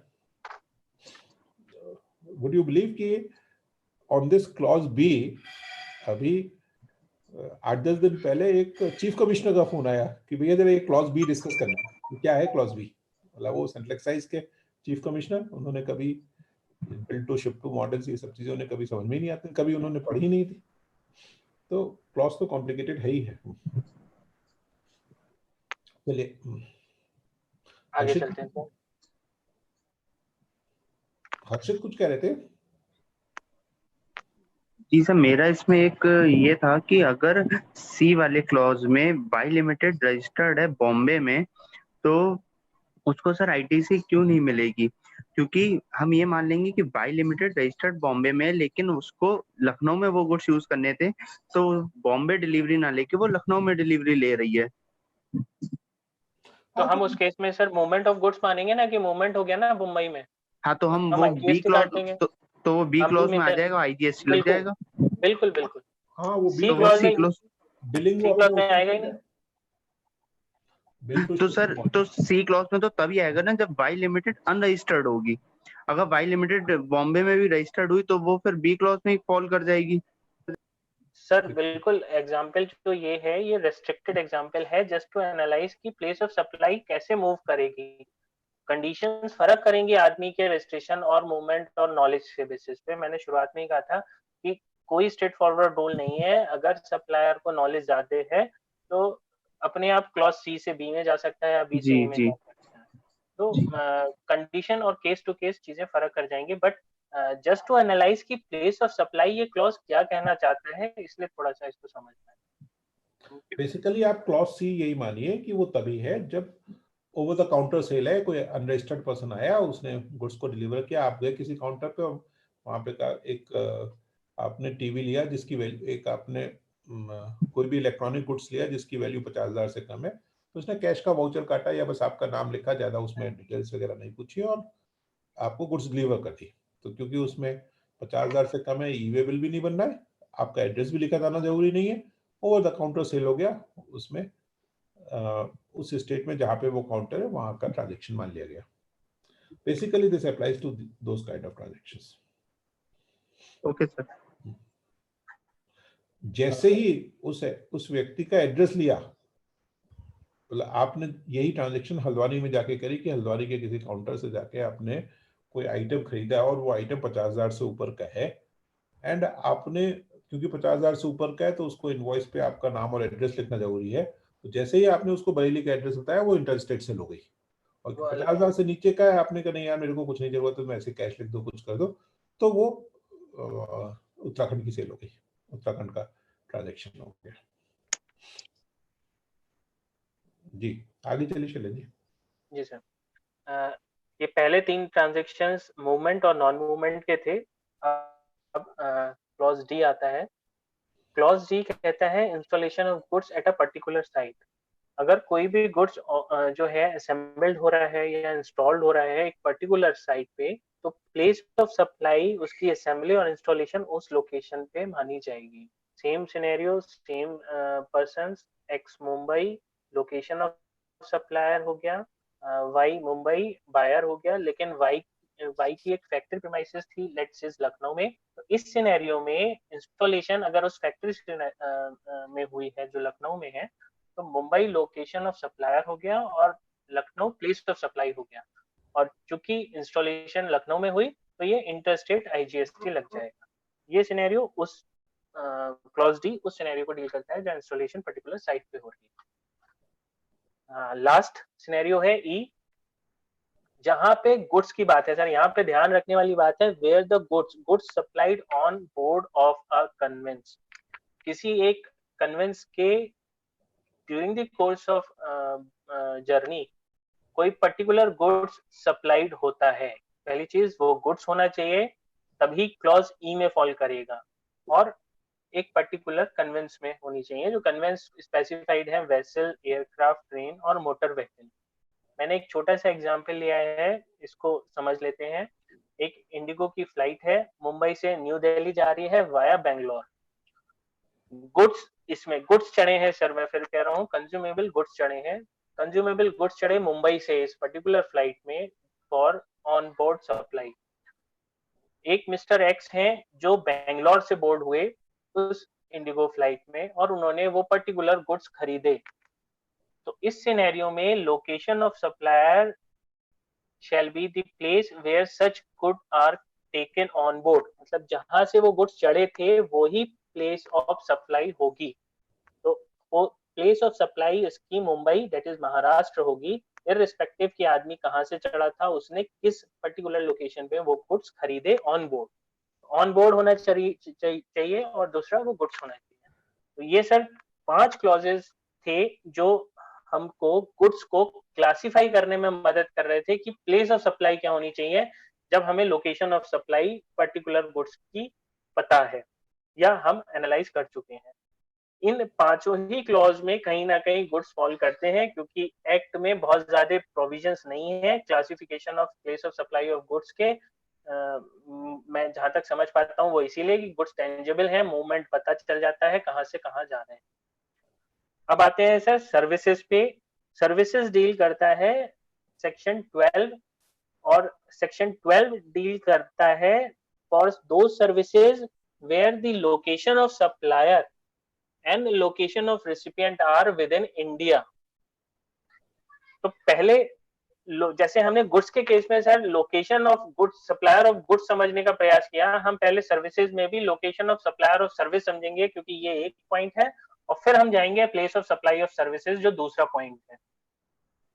सेक्शन 2 सबसेक्शन 15 डील करता है location of supplier of services को, where the services are provided from a registered place of supplier. अगर कोई सप्लायर, लेट्स से मैं हूं, मैं एक चार्टर्ड अकाउंटेंट सर्विसेज दे रहा हूं, मेरा ऑफिस रजिस्टर्ड है जीएसटी में, तो वो जो रजिस्टर्ड प्लेस है मेरी, वो location of supplier of services होगी। सेकंड सिनेरियो, अगर मैं चार्टर्ड अकाउंटेंट हूं, मेरा ऑफिस मैंने रजिस्टर्ड नहीं कराया हुआ है, तो वो फिक्स एस्टेब्लिशमेंट जहां से मैं सर्विसेज दे रहा हूं, in case of non registered place, तो वो फिक्स एस्टेब्लिशमेंट, वो पर्टिकुलर मेरा ऑफिस लोकेशन ऑफ सप्लाई होगी for the sake of services. तीसरा सिनेरियो हमने डिस्कस किया कि एक से अधिक लोकेशन या एस्टेब्लिशमेंट से आपने किसी पर्टिकुलर सर्विसेज को दी, let's say head office and branch office, वहां से दी, तो location of supply of service वो पर्टिकुलर एस्टेब्लिशमेंट होगी जो ज्यादा रिलेटिवली उस पर्टिकुलर सर्विस की सप्लाई को इंटर रिलेट कर सके या लिंक कर सके। तो ये पहले तीन सिनेरियोज, मतलब अगर मैं रजिस्टर्ड हूं तो रजिस्टर्ड प्लेस सोचना ही नहीं है, अगर रजिस्टर्ड नहीं हूं तो वो प्लेस जहां से मैंने रजिस्ट्रेशन सप्लाई करी सर्विस की। सर ये पहला लेग है, फिर थोड़ा सा दिमाग में रखिएगा, ये पहला लेग है, जो मेरी लोकेशन है, जो मैं सप्लाई कर रहा हूँ उसकी बात हो रही है। दूसरा, अगर एक से अधिक प्रेमाइसेस हैं तो जो प्रेमाइसेस में ज्यादा कोरिलेट कर पाऊंगा सप्लाई ऑफ सर्विसेज से उस पर्टिकुलर, तो वो प्रेमाइसेस ले लूंगा लोकेशन में। और अगर ये सब कुछ भी नहीं है तो मेरा निवास स्थान, मेरी location of usual place of residence of supplier, वो location of supplier of services हो जाएगी। तो या तो रजिस्टर्ड प्लेस या फिक्स एस्टेब्लिशमेंट, या कुछ नहीं है तो मेरा घर location of supplier of services की डेफिनेशन में फॉल करता है। ये एक्ट ने डिफाइन किया है location of supplier of services को, जो उन्होंने location of supplier of goods को डिफाइन नहीं किया था। Correspondingly sir section 2 subsection 14 same definition है location of supplier of recipient की। मैं उसे यहाँ पे डिस्प्ले इसलिए नहीं कर रहा हूँ क्योंकि वो महत्वपूर्ण बहुत ज्यादा, बहुत हद तक नहीं है, लेकिन इसी डेफिनेशन में सप्लायर की जगह हम रेसिपिएंट कर देंगे तो डिट्टो डेफिनेशन रेसिपिएंट की लोकेशन की हो जाएगी। लेकिन चूंकि हमने जैसे सेक्शन 7 में पढ़ा था, हमें दो चीजें जरूरी है, location of supplier of services या location of supplier of goods, और प्लेस, अल्टीमेट प्लेस, तो मैं location of supplier of service पे एम्फेसाइज करूंगा। आगे आते हैं सर, सेक्शन 12 जैसे मैंने आपसे कहा था सर्विसेज को डील करता है, और इस सेक्शन में सब सेक्शन 2 से लेके सब सेक्शन 14 तक टोटल 13 ऐसे सिनेरियोज डिस्कस किए हैं जहां पे place of service of place of supply of service हमें एक्ट ने ही बता दिया है कि क्या होनी चाहिए। और वो इसलिए बता रहा है कि मैंने शुरुआत में ही कहा था कि सर्विसेज इंटेंजिबल है, पता ही नहीं कहां से इनिशिएट हो रही हैं, अल्टीमेट कौन सी डेस्टिनेशन पे जा रही हैं। तो एक्ट को प्रिजम्पशन लेना पड़ा कि कहां सिनेरियो में कौन सी प्लेस ऑफ सप्लाई सर्विसेज की मानी जाएगी।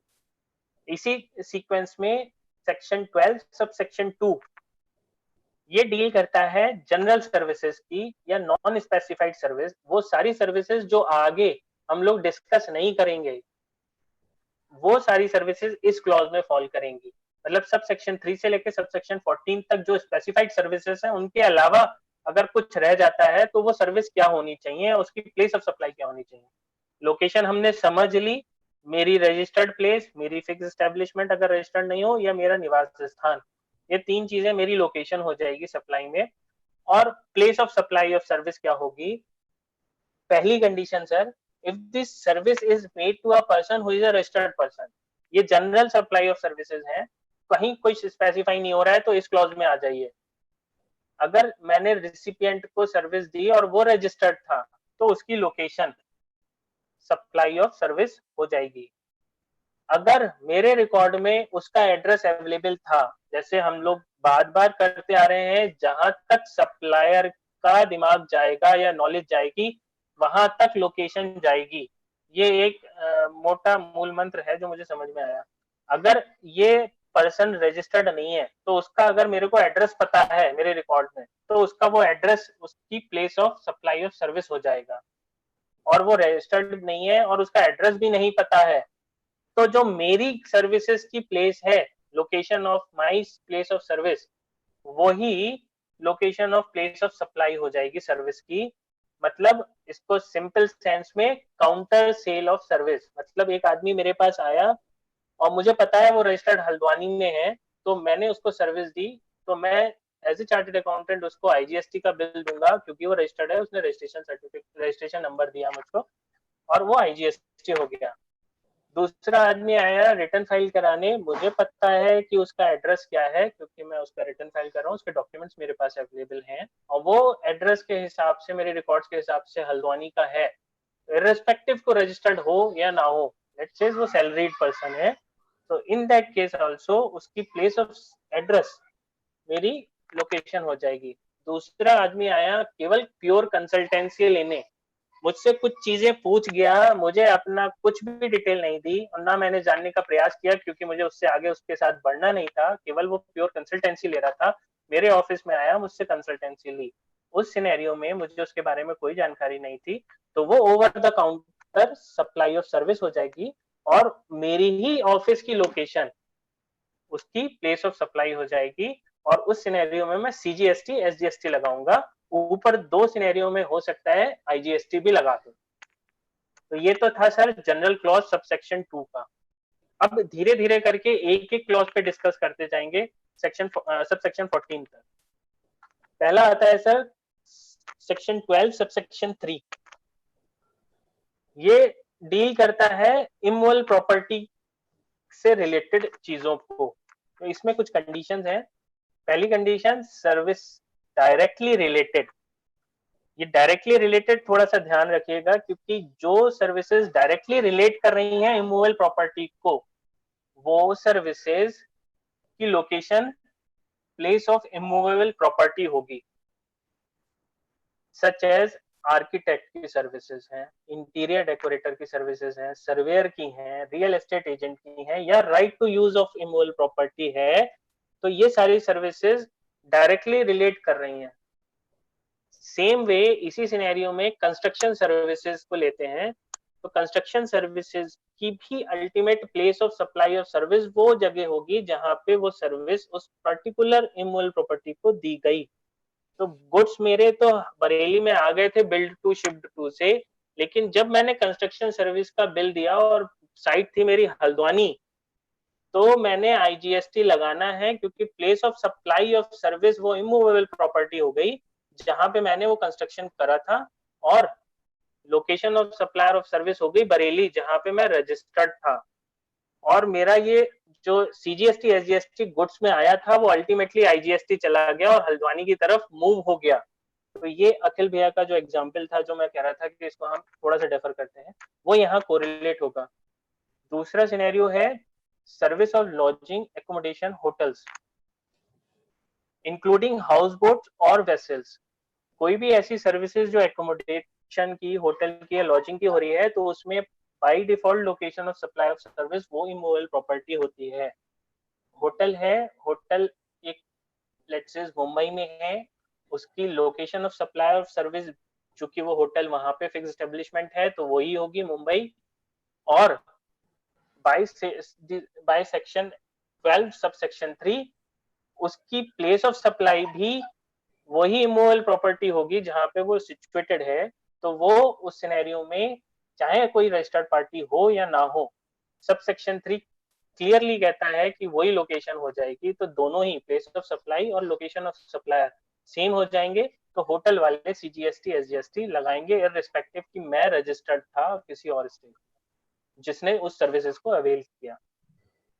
सेम इसी कैटेगरी को कंटिन्यू करते हुए इसमें हाउस बोट्स और वेसल्स को भी इंक्लूड किया है, और एक category marriage hall, convention centre, business, cultural, social arrangement जो होटल वाले जनरली देते हैं, वो सर्विसेज भी इसमें इंक्लूड हैं। और इसके अलावा कोई ऐसी सर्विसेज जो इन्हीं चीजों से रिलेट करती हैं, वो सारी की सारी location of immovable property he place of supply of service होगी। शैलेंद्र जी, इसका मतलब अगर हम शैलेंद्र जी इसमें ये बताइए कि हम ITC कैसे ले सकते हैं इन कैसे केसों में? लेंगे, अभी बस आगे वाले पॉइंट पे बढ़ते हैं, मैं आपको पूरा बताऊंगा जो मैं समझ पाया, और फिर सर इसको कपिल सर से ही डिस्कस करना पड़ेगा। मैं एक थोड़ा सा एग्जांपल देता हूँ, उसको समझ लेते हैं। मेरा एक केस सुन लीजिए, मेरा एक केस ये है कि मेरी एक SSC दिल्ली का है। मैं आपको एग्जांपल लेके लेता हूँ, आपका वो केस कवर हो जाएगा, अगर नहीं हो तो फिर हम उसको ले लेंगे। मैं एग्जांपल ले रहा हूँ। ठीक। तो एक बस लास्ट पॉइंट रह गया कि अगर location of property outside India है तो लोकेशन, मैंने शुरुआत में कहा था ये सेक्शन 12 है। सेक्शन 12 उन दोनों सिनेरियो में डिस्कस कर रहा है जहां रेसिपिएंट और सप्लायर इंडिया में ही है। तो उस केस में अगर प्रॉपर्टी आउटसाइड इंडिया है तो लोकेशन रेसिपिएंट की हो जाएगी, और रेसिपिएंट की सेक्शन 2 सबसेक्शन 14 में यही कहता है जो हम सप्लायर को समझ पाए, लोकेशन वही रेसिपिएंट की लोकेशन है, उसमें बहुत ज्यादा फर्क नहीं है। अब एक हम एग्जाम्पल ले लेते हैं सर। एग्जाम्पल ये है कि एक होटल है मुंबई का, एक ट्रेवल एजेंट है दिल्ली का, और उसका कस्टमर है लखनऊ का। लखनऊ के कस्टमर के रिक्वेस्ट पे एक ट्रेवल एजेंट जो दिल्ली का था उसने एक होटल बुक किया मुंबई का। होटल के सिनेरियो में सेक्शन 212 सबसेक्शन 3 लगा, और होटल वाले ने प्लेस ऑफ सप्लाई और लोकेशन ऑफ सप्लाई उसकी मुंबई थी, महाराष्ट्र का CGST SGST लगाया। और अब मैं एक इस एग्जांपल को लेता हूं कि उसने बिल किया दिल्ली के ट्रैवल एजेंट को, ठीक है, दिल्ली के ट्रैवल एजेंट को उसने बिल कर दिया, और चूंकि उसकी मजबूरी थी तो उसने CGST SGST महाराष्ट्र का लगा दिया और ट्रैवल एजेंट को वो बिल आ गया। ट्रैवल एजेंट ने कंपोजिट सप्लाईज दी होंगी, हो सकता है और कुछ भी दिया हो, उसने अपना बिल रेज किया। ट्रैवल एजेंट अगर रजिस्टर्ड था तो दिल्ली का एड्रेस हो गया, नहीं भी रजिस्टर्ड था तो उसका ऑफिस का एड्रेस हो गया, कुछ भी नहीं था तो उसका दिल्ली का घर हो गया। तो वो तो location of supply travel agent की हो गई, वो सब केस में दिल्ली हो गई। अब बात आई कि वो कस्टमर था वो लखनऊ का था, लेट सपोज वो रजिस्टर्ड था, तो हमारी क्लॉज 2 में वो कहते हैं कि अगर वो रजिस्टर्ड था तो उसकी प्लेस, अगर अनरजिस्टर्ड था तो उसका जो एड्रेस है, उस लखनऊ के आदमी ने अगर ट्रैवल एजेंट को अपना एड्रेस दे दिया था तो भी उसका लखनऊ का एड्रेस हो गया। अब वो लखनऊ वाले आदमी ने अपना एड्रेस भी नहीं दिया तो फिर तो मजबूरी है, दिल्ली ही प्लेस ऑफ सप्लाई हो गई जहां उसका लोकेशन ऑफ सप्लायर थी, क्योंकि एड्रेस के बारे में उसको जानकारी नहीं थी। तो उस सिनेरियो को लेते हुए ट्रैवल एजेंट ने कस्टमर को एक बिल रेज कर दिया, या तो उसमें IGST लगाई या उसने CGST लगाई अगर थर्ड क्लॉज में आ गया। लेकिन इसमें एक समस्या ये आई कि जो होटल वाले ने बिल दिया था ट्रैवल एजेंट को, उसमें CGST SGST लगा हुआ था और ITC मिलेगा नहीं दिल्ली वाले ट्रैवल एजेंट को, भले ही जो कस्टमर लखनऊ में बैठा था वो उसके ट्रैवल एजेंट का बिल का अपना ITC ले लेगा। तो इस सिनेरियो में मैं अगर इस सिनेरियो को इमेजिन करिए और इसमें एक काम और करते हैं, एक ट्रैवल एजेंट को और इन्वॉल्व करते हैं और वो मुंबई का होगा। तो मुंबई का ट्रैवल एजेंट, दिल्ली के ट्रैवल एजेंट ने मुंबई के ट्रैवल एजेंट से बुकिंग कराई मुंबई के होटल को, होटल वाले ने CGST SGST महाराष्ट्र का लगाया, ट्रैवल एजेंट मुंबई वाले को बिल दे दिया, और मुंबई वाले ट्रैवल एजेंट ने दिल्ली के ट्रैवल एजेंट को IGST लगा के बिल दे दिया, दोनों ने ITC ले लिया, और दिल्ली वाले ट्रैवल एजेंट ने कस्टमर को IGST लगा के बिल दे दिया, उन्होंने भी ITC ले लिया। इस सिनेरियो में मैं यही समझ पाया कि इस तरीके से काम होगा तभी ITC मिलेगा, अदरवाइज ITC नहीं मिलेगा। अब कपिल सर से एक बार इसमें मैं चाहूंगा सर। मेरी क्वेरी एक ये थी शैलेंद्र भाई कि जैसे दिल्ली का एक SSC है, वो सॉफ्टवेयर डेवलपमेंट का काम करता है, हेलो, हाँ ठीक है, उसने अपने स्टाफ को बेंगलोर भेजा ट्रेनिंग के लिए, सपोज इन्फोसिस के पास भेजा, ठीक है। तो जहां उसने ट्रेनिंग के लिए भेजा, उसने बिल जो रेस किया उसमें CGST SGST लगाया होटल वाले ने, होटल वाले ने, या जो भी ट्रेनिंग सेंटर है उसमें नहीं वो सर, ट्रेनिंग सेंटर के लिए तो अभी हम आगे आ रहे हैं, अभी हम केवल होटल वाले की बात करेंगे, होटल क्योंकि वाले ट्रेनिंग, ने CGST SGST लगाया ठीक है, जहां जहां वो अकोमोडेशन हुआ, तो उस केस में ITC नहीं मिल पाएगी ना। नहीं मिल पाएगी। और अगर इसी क्लाइंट ने उसी लोकेशन के किसी ट्रैवल एजेंट से सर्विसेज ले ली तो सबको आईटीसी मिल जाएगी। वो मैं जो इनडायरेक्ट हाँ, वो उसके दूसरा ठीक है तरीका ना, है। हाँ, तो बस यही एक जो मुझे समझ में आता है। इसमें शैलेंद्र भाई एक चीज और बताएं, जैसे मैं मान लीजिए हल्द्वानी में कोई होटल बना रहा हूँ और मैं उसके लिए बरेली का ही कोई आर्किटेक्ट एंगेज करता हूँ, जी तो इसमें ITC वो IGST लगेगा? बिल्कुल लगना चाहिए। आर्किटेक्ट ने डायरेक्ट रिलेटेड सप्लाई करी इमोवल प्रॉपर्टी की, और वो प्रॉपर्टी की लोकेशन थी हल्द्वानी, आर्किटेक्ट बरेली का था, तो उसकी location of supply of service हो गई बरेली और प्लेस ऑफ सप्लाई हो गई हल्द्वानी। आईजीएसटी लगेगा जब आर्किटेक्ट बिल रेज करेगा। कपिल सर से एक बार इस विषय पे थोड़ा सा ज्ञान ले लेते हैं। वीरा जी, आपका तो क्वेश्चन बहुत सिंपल सा है कि आर्किटेक्ट कहीं भी हो, जो भी लोकेशन ऑफ इमोवल प्रॉपर्टी है जिसके कनेक्शन में वो ये सर्विसेज दे रहा है, that location would be the place of supply. ITC मिलेगा नहीं मिलेगा, ये सेक्शन 17(5)(c) को ध्यान में रख के, 17(5)(c) और D को ध्यान में रख के हुआ आईटीसी का प्रोविजन अप्लाई करेंगे।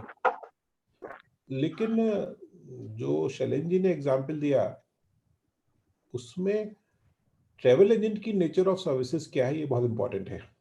मतलब whether that travel agent is acting as an agent, मतलब मैं लेट मी फर्स्ट कन्फेस कि मेरे पास में ट्रैवल एजेंट या टूर ऑपरेटर का कोई केस है नहीं, इसलिए I have not really analysed his operations, या मेरे को बहुत ज्यादा इसका वो नहीं है, मतलब it is not a well thought view. लेकिन जो इंस्टेंट रिएक्शन है वो ये है कि if travel agent is providing a composite service, मान लीजिए वो टूर ऑपरेटर की सर्विस दे रहा है या कुछ और ऐसी सर्विस दे रहा है जिसमें बहुत सारा मूवमेंट इन्वॉल्व है, then it's a different situation, मतलब कोई composite service है। But if travel agent is only working as an agent और उसने होटल बुक करके दिया, बॉम्बे का होटल दिल्ली के ट्रैवल एजेंट ने बुक करके दिया, और sometimes I mean it is in the nature of purchase and sale of services कि उसने रूम नाइट्स खरीद ली और रूम नाइट्स आगे बेच दी, तो ऐसे केस में इंस्टेंट जो फीलिंग है वो ये है कि travel agent is buying the services of immoral property and is supplying the services of immoral property, services relating to immoral property. That means कि होटल की सर्विसेज वो खरीद रहा है और होटल की सर्विसेज बेच रहा है।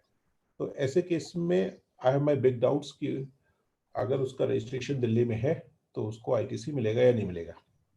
बट यही एग्जाम्पल में अगर ट्रैवल एजेंट, दो ट्रैवल एजेंट इन्वॉल्व हो गए, एक ट्रैवल एजेंट महाराष्ट्र का हो गया, तो महाराष्ट्र वाले ट्रैवल एजेंट को आईटीसी मिल जाएगा, उस आईटीसी को वो आगे फॉरवर्ड कर आईटीसी को आगे फॉरवर्ड नहीं कर सकता, बिकॉज ये जो आईटीसी उस यहाँ पे है ये इस, क्योंकि ये इमोवल प्रॉपर्टी से रिलेटेड है, तो ये सर्विसेज उसने इमोवल प्रॉपर्टी से ही रिलेटेड दी है। इसलिए मैं having some disclaimer कि मेरा बहुत well thought वो नहीं है, but travel it would be a case of services relating to immoral property only। तो शायद उस केस में ITC हर जगह पे हर स्टेज पे ब्लॉक होता जाएगा, unless it is a composite supply और प्रिंसिपल सप्लाई कुछ और है। शैलेंद्र जी, आपका ये सर बिल्कुल मैंने इसीलिए थोड़ा सा शुरुआत में यही कहा था कि हमने उसके साथ और कुछ भी अगर सर्विसेज ली हैं तो वो फाइनल बिल जो दे रहा है। लेकिन सर आपकी बात बिल्कुल सही है, बिल्कुल सही है। बट तो यहाँ तो आईटीसी मेरे पास में कोई ऐसा केस है नहीं, इसलिए एक्सपोजर नहीं है मेरा इस पे। अगर जितने भी अपने पार्टिसिपेंट्स हैं उनके पास में कोई ट्रैवल एजेंट का केस हो और उन्होंने कभी एग्जामिन किया हुआ तो वो अपने व्यूज से शेयर करें। लॉकडाउन बढ़ गया सर। लॉकडाउन बढ़ गया 17 मई, ये ऑल ओवर कंट्री या ऑल ओवर कंट्री? बिना बिना मोदी जी के टीवी पे आए। सर इसमें कुछ टैक्सेशन मिल रहा है ग्रीन को और रेड ऑरेंज वालों को। अब वो सीए परिवार पे डिस्कस करेंगे। ठीक है। मतलब आप लोग मानेंगे नहीं, बिना ये जीएसटी की पाठशाला पूरी कराए हुए। बिल्कुल सर। आपको सुनने का इतना सौभाग्य अभी तक इतना मिल नहीं पाया है सर, इसलिए कैसे छोड़ दें आपको। ऐसा ना हो सर एंड में क्रैश कोर्सेज भी लगने पड़ जाए इतने दिन में। है जी? क्या कह रहे हैं रोहन जी? सर मैं ही बोल रहा हूँ सर। हाँ क्या कह रहे हैं? मैं कह रहा था क्रैश कोर्सेज भी लग जाएंगे, इतने दिन भी बच जाएंगे एंड में। सर वो मेरा वाला पॉइंट रह गया सर, उसमें हम लोगों को फिर लैप्स ही हो जाएगी ना आईटीसी। संजय जी अभी आपकी बात को डील करते हैं, लेकिन मैं पार्टिसिपेंट से पूछ रहा था, जितने भी सब पार्टिसिपेंट्स हैं, कि क्या आप लोगों में किसी के पास में ट्रैवल एजेंट का केस है? उसमें किस तरीके से कर रहे हैं ऐसे केसेस में जिसमें रूम नाइट खरीदी, रूम नाइट बेची? अगर वो केवल एजेंट का काम करे, then it is a very simple thing कि उसको केवल अपना कमीशन मिलना है, जिसने कमीशन दिया उसने अपना वो इंटरस्टेट सर्विस या सर एजेंट मेरे हिसाब से रूम सर्विसेज का रजिस्ट्रेशन कैसे ले पाएगा जब उसका कोई इस तरीके की सर्विस डायरेक्टली प्रोवाइड नहीं कर रहा है वो। नहीं संजय जी, बिजनेस वर्ल्ड में ये होता तो है, मैंने खूब देखा है कि ये एजेंट्स रूम नाइट खरीद लेते हैं। जैसे आप उस पे जाइए, मेक माई ट्रिप पे जाइए, एमएमटी पे ओयो रूम्स होते हैं सर, ओयो वो भी यही करते हैं। हाँ, वो लोग रूम नाइट्स खरीद लेते हैं, या जैसे हिल स्टेशंस पे है वो लोग रूम नाइट खरीद लेते हैं कि भाई 1 महीने में मैंने 50 रूम नाइट खरीदी, 10 रूम पर डे। लेकिन सर उसमें ना सीधे पेमेंट जो है वो होटल को ही होता है शायद, मेरे हिसाब से। नहीं होता है, नहीं होता है ऐसा नहीं है। आप पेमेंट ट्रैवल एजेंट को ही करते हैं, ट्रैवल एजेंट को ही देती है, ओयो देता है पेमेंट। मैं इस क्वेश्चन पे ना, जो ट्रैवल एजेंट वाला है, इस क्वेश्चन पे मेरे को थोड़ा टाइम दीजिए, I will make some research and will come back. Sir इसमें एक मेरी और क्वेरी रहेगी कि सर इसको हम लोग 9(5) में अगर ऑनलाइन हम लोग बुकिंग कर रहे हैं तो उसको भी ध्यान में रखते हुए इस पे विचार करेंगे कि क्या होना चाहिए, क्योंकि अल्टीमेटली सर पहले फेज में तो होटल से रिलेटेड कोई भी सप्लाई है, अगर मैं उसी स्टेट में हूँ तो मिल जाएगा ITC, otherwise state forward denial है, जितना हम समझ पाए। ठीक बात है। अगर सेम स्टेट में रजिस्ट्रेशन है तो मिल सकता है, या आईएसडी के थ्रू मिल सकता है। अगर किसी पर्टिकुलर स्टेट में मेरा बिजनेस ज्यादा है तो वहां पे मैं आईएसडी का रजिस्ट्रेशन ले लूं तो मिल सकता है जी। आईएसडी का या क्रॉस चार्ट के थ्रू मिल सकता है। संजय जी आपका क्या क्वेश्चन था वो बताइए, वो तो बड़ा सिंपल सा कुछ था, बताइए। सर मेरा क्वेश्चन ये था कि मेरा एसएससी दिल्ली का है और उसको कोई ट्रेनिंग लेनी थी पुणे के किसी एसएससी से या बेंगलोर से। हाँ ठीक है। वहां पर वो उन्होंने स्टे किया होटल में, अकोमोडेशन वगैरह में, तो बिल में सीजीएसटी एसजीएसटी लगाया गया, तो उसमें हमारी आईटीसी लैप्स हो जाएगी ना उस केस में। तो सर बिल किसने दिया है? मतलब आपका दिल्ली में रजिस्ट्रेशन है, आपको बिल किसने दिया है? सर जहां हमने स्टे किया पुणे या बेंगलोर में। बिल आपको होटल ने दिया ना? जी। हाँ, तो उसकी प्लेस ऑफ सप्लाई, उस होटल की प्लेस ऑफ सप्लाई बेंगलोर रही जी। तो क्योंकि आप रजिस्टर्ड बेंगलोर में नहीं है और उसको बेंगलोर में बेस्ड है, तो उसको सी और एस लगाना है। तो उस केस में सर क्या हम लोग क्या सोल्यूशन उसका हो सकता है जो हम अगर सारी पार्टीज आपके कंट्रोल में है तो ये हो सकता है कि जो ट्रेनिंग वो है, ट्रेनिंग इंस्टीट्यूट है, वो कंपोजिट सप्लाई का bill they for stay and training. तो जो प्रिंसिपल सप्लाई होगी उसकी वो ट्रेनिंग होगी, और प्रिंसिपल सप्लाई ट्रेनिंग की होगी तो वो आईजीएसटी चार्ज कर लेगा। जी। और उस केस में वो होटल का आईटीसी ले लेगा क्योंकि उसकी लोकेशन अपनी लोकल हो गई, बेंगलोर ही है। इन एनी केस फूड का एक अलग इशू है। खैर, तो अगर कंपोजिट सप्लाई का बिल मिल जाए ट्रेनिंग सेंटर से for stay as well as training, then ITC मिल जाएगा। सर एक इसी तरीके से सर एक कंपोजिशन स्कीम में रजिस्टर्ड है, एक सपोज करिए सर्विस प्रोवाइडर है। कंपोजिशन मास्टर तो आप हैं, मैंने तो पहले ही मना कर दिया था, मेरे को नहीं आता। बताइए क्या करें। नहीं मेरे उसमें एक आया सर, कंपोजिशन में ये है कि सर आप आउट ऑफ स्टेट दूसरे स्टेट में सर्विस नहीं प्रोवाइड कर सकते, ऐसा है उसमें। हाँ बिल्कुल ठीक है, विद इन स्टेट करेंगे। तो मान लीजिए मेरा एक क्लाइंट लोकल है और वो मुझसे चाहता है कि मैं दिल्ली में कोई उसके लिए वैल्यूएशन करूं, स्टॉक की कोई यूनिट है उसका वहाँ। नहीं समझ में आया क्या? मेरा एक क्लाइंट बरेली में है। हाँ और मैं उसको मैं सर्विस प्रोवाइडर हूँ, एज ए कंपोजिशन स्कीम में मैं रजिस्टर्ड हूँ। मान लीजिए मैं सीए हूँ, कंपोजिशन स्कीम में रजिस्टर्ड हूँ मैं। चलिए ठीक है। और मेरा एक क्लाइंट है वो बरेली का ही है, लोकल। वो कोई यूनिट खरीद रहा है दिल्ली में। उसने मुझसे कहा कि आप वहां चले जाइए और स्टॉक की वैल्यूएशन कर दीजिए, मेरे वहां पर यूनिट पे जो खरीद रहा हूँ उसमें स्टॉक कितना है। ठीक है। तो उस केस में तो ये सर आईजीएसटी चार्ज मतलब होना चाहिए, लेकिन मैं आईजीएसटी मतलब मैं तो चार्ज ही नहीं कर सकता, तो क्या मैं सर्विस प्रोवाइड कर सकता हूँ ऐसी? सर्विस प्रोवाइड कर सकते हैं, आपको कंपटीशन से बाहर आना पड़ेगा। बाहर आना पड़ेगा ना? सर्विस तो प्रोवाइड कर सकते हैं। लेकिन कपिल सर, मेरा इसमें समझना है, इन्होंने एग्जांपल लिया है कि स्टॉक की वैल्यूएशन कर रहा हूं मैं। हाँ, लेकिन वो दूसरे तो स्टेट में है, नहीं दिल्ली नहीं में। नहीं नहीं नहीं नहीं, बात यह है कि स्टॉक की वैल्यूएशन इमूवेबल प्रॉपर्टी से डायरेक्टली रिलेट कैसे होगी? नहीं, इमूवेबल में है ही नहीं, वो तो मूवेबल स्टॉक है ना।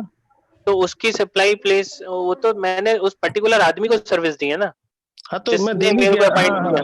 हाँ हाँ, यही मैं पूछ रहा हूँ उसमें क्या होगा। आप इमूवेबल, आप एग्जांपल थोड़ा सा गलत ले रहे हो।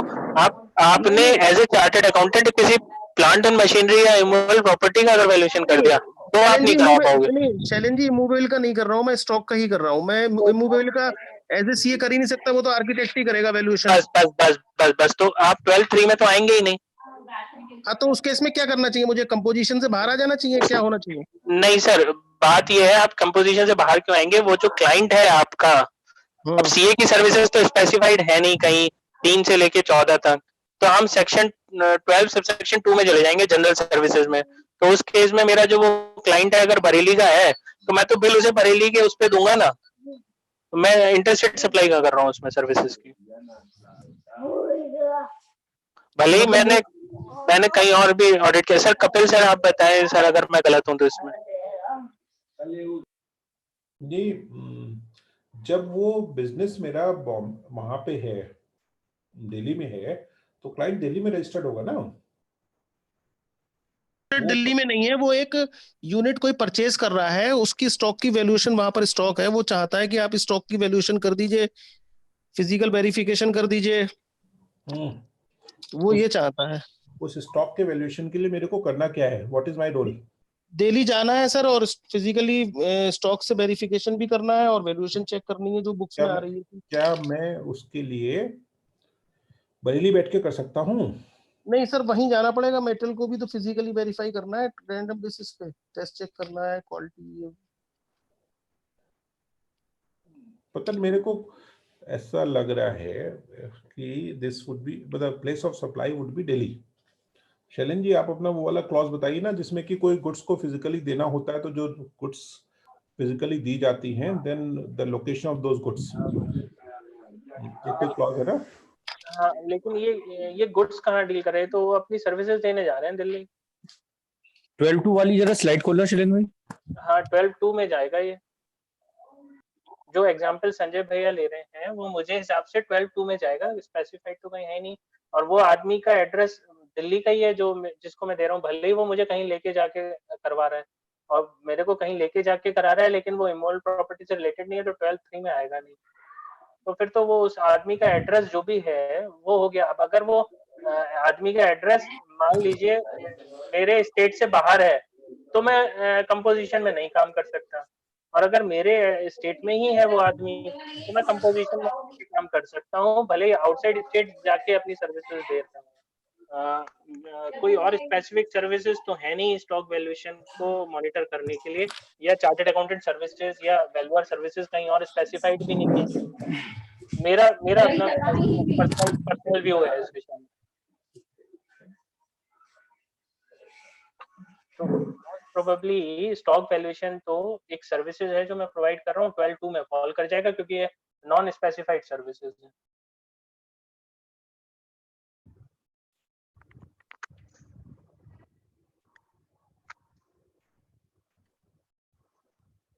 हेलो।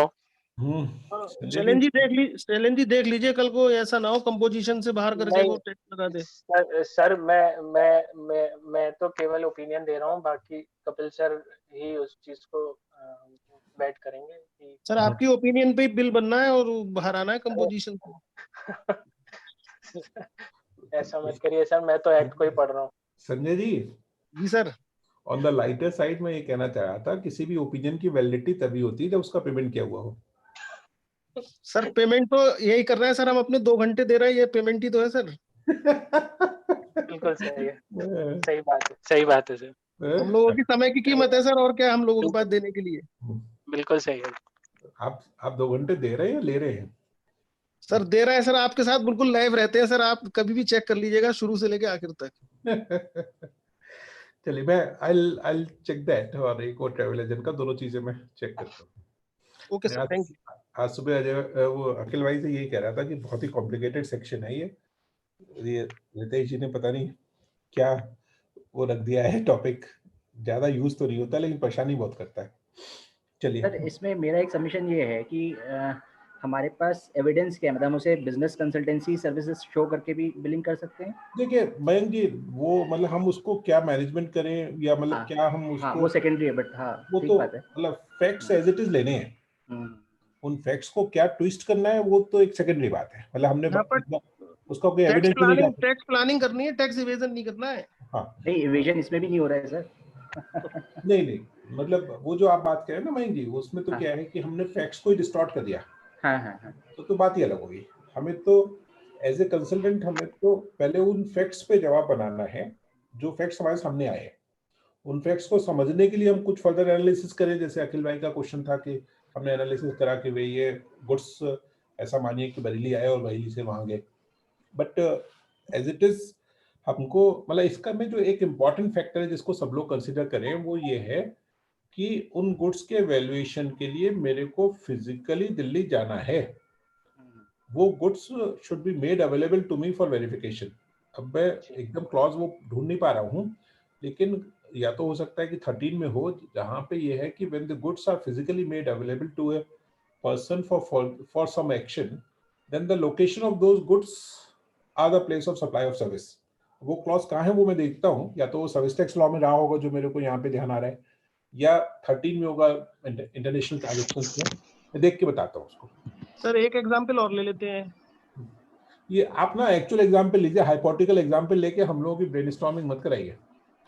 एक सर उत्तराखंड का क्लाइंट ऑडिट कराने आया बरेली हमसे, ठीक है, और यहीं ऑडिट कर दिया हमने, तो हम क्या सीजीएसटी एसजीएसटी लगाएंगे, आईजीएसटी लगाएंगे? आईजीएसटी लगाएंगे, आईजीएसटी लगाएंगे। 12(2) में आएगा, 12(2) में यहाँ पे आएगा ना सर, 12(2) में, उसमें कोई डाउट नहीं है। मतलब the address, the registered address of the supplier. हम एक और सिचुएशन बताते हैं संजय जी। सर होटल वाले केस में सर वहाँ सीजीएसटी एसजीएसटी लग रहा था, वो भी रजिस्टर्ड पर्सन दिल्ली का है, बेंगलोर का। लेकिन उस केस में location of the building was relevant. Location of the building is relevant, not a service. अब मैं एक एग्जांपल आपको और देता हूँ, उसको देखिए कि उत्तराखंड का जो क्लाइंट आया था ना, उसने आपसे कहा कि भाई मेरे साथ चलो, दिल्ली ट्रिब्यूनल में मेरा केस लगा हुआ है जी, और आपने दिल्ली में जाके वो केस आर्ग्यू करा, दिल्ली में जाके तैयारी करी, दिल्ली में जाके केस आर्ग्यू करा। 3 लोकेशंस हो गए केस, आपने एक्चुअली फिजिकली आपने सर्विसेज दी है दिल्ली में, आपका रजिस्टर्ड एड्रेस बरेली में है, और क्लाइंट आपके पास में आया है हल्द्वानी से कि भाई ये हल्द्वानी का केस, मेरा हल्द्वानी में इनकम टैक्स का केस होता है, ये यहाँ पे कमिश्नर ने मेरे को उत्तराखंड में डिसअलाउ कर दिया, बेनिफिट लेने के लिए मेरे को दिल्ली ट्रैवल जाना है। तो place of supply of service के मतलब तब सारे सिनेरियो को एग्जामिन करिए कि आपको क्या दिल्ली का रजिस्ट्रेशन लेना है और आपकी place of supply of service क्या हुई।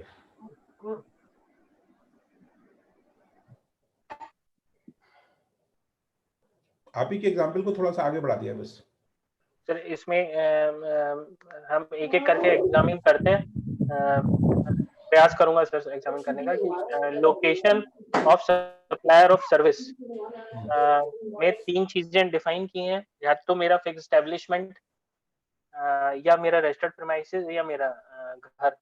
अब अगर मैंने इस सिनेरियो में दिल्ली में ही सारी चीजें, मतलब केस से रिलेटेड सारी चीजें दिल्ली में ही करी हैं, मतलब दिल्ली में ही उस केस को पढ़ा समझा और दिल्ली में ही मैंने किया। तो कुछ हद तक location of supply of service Delhi हो गई, क्योंकि मैंने दिल्ली में ही सब चीजें की। अगर इसको उस तरीके से देखूं कि मैंने सब चीजें दिल्ली में करी हैं अपनी एक पर्टिकुलर लोकेशन पे।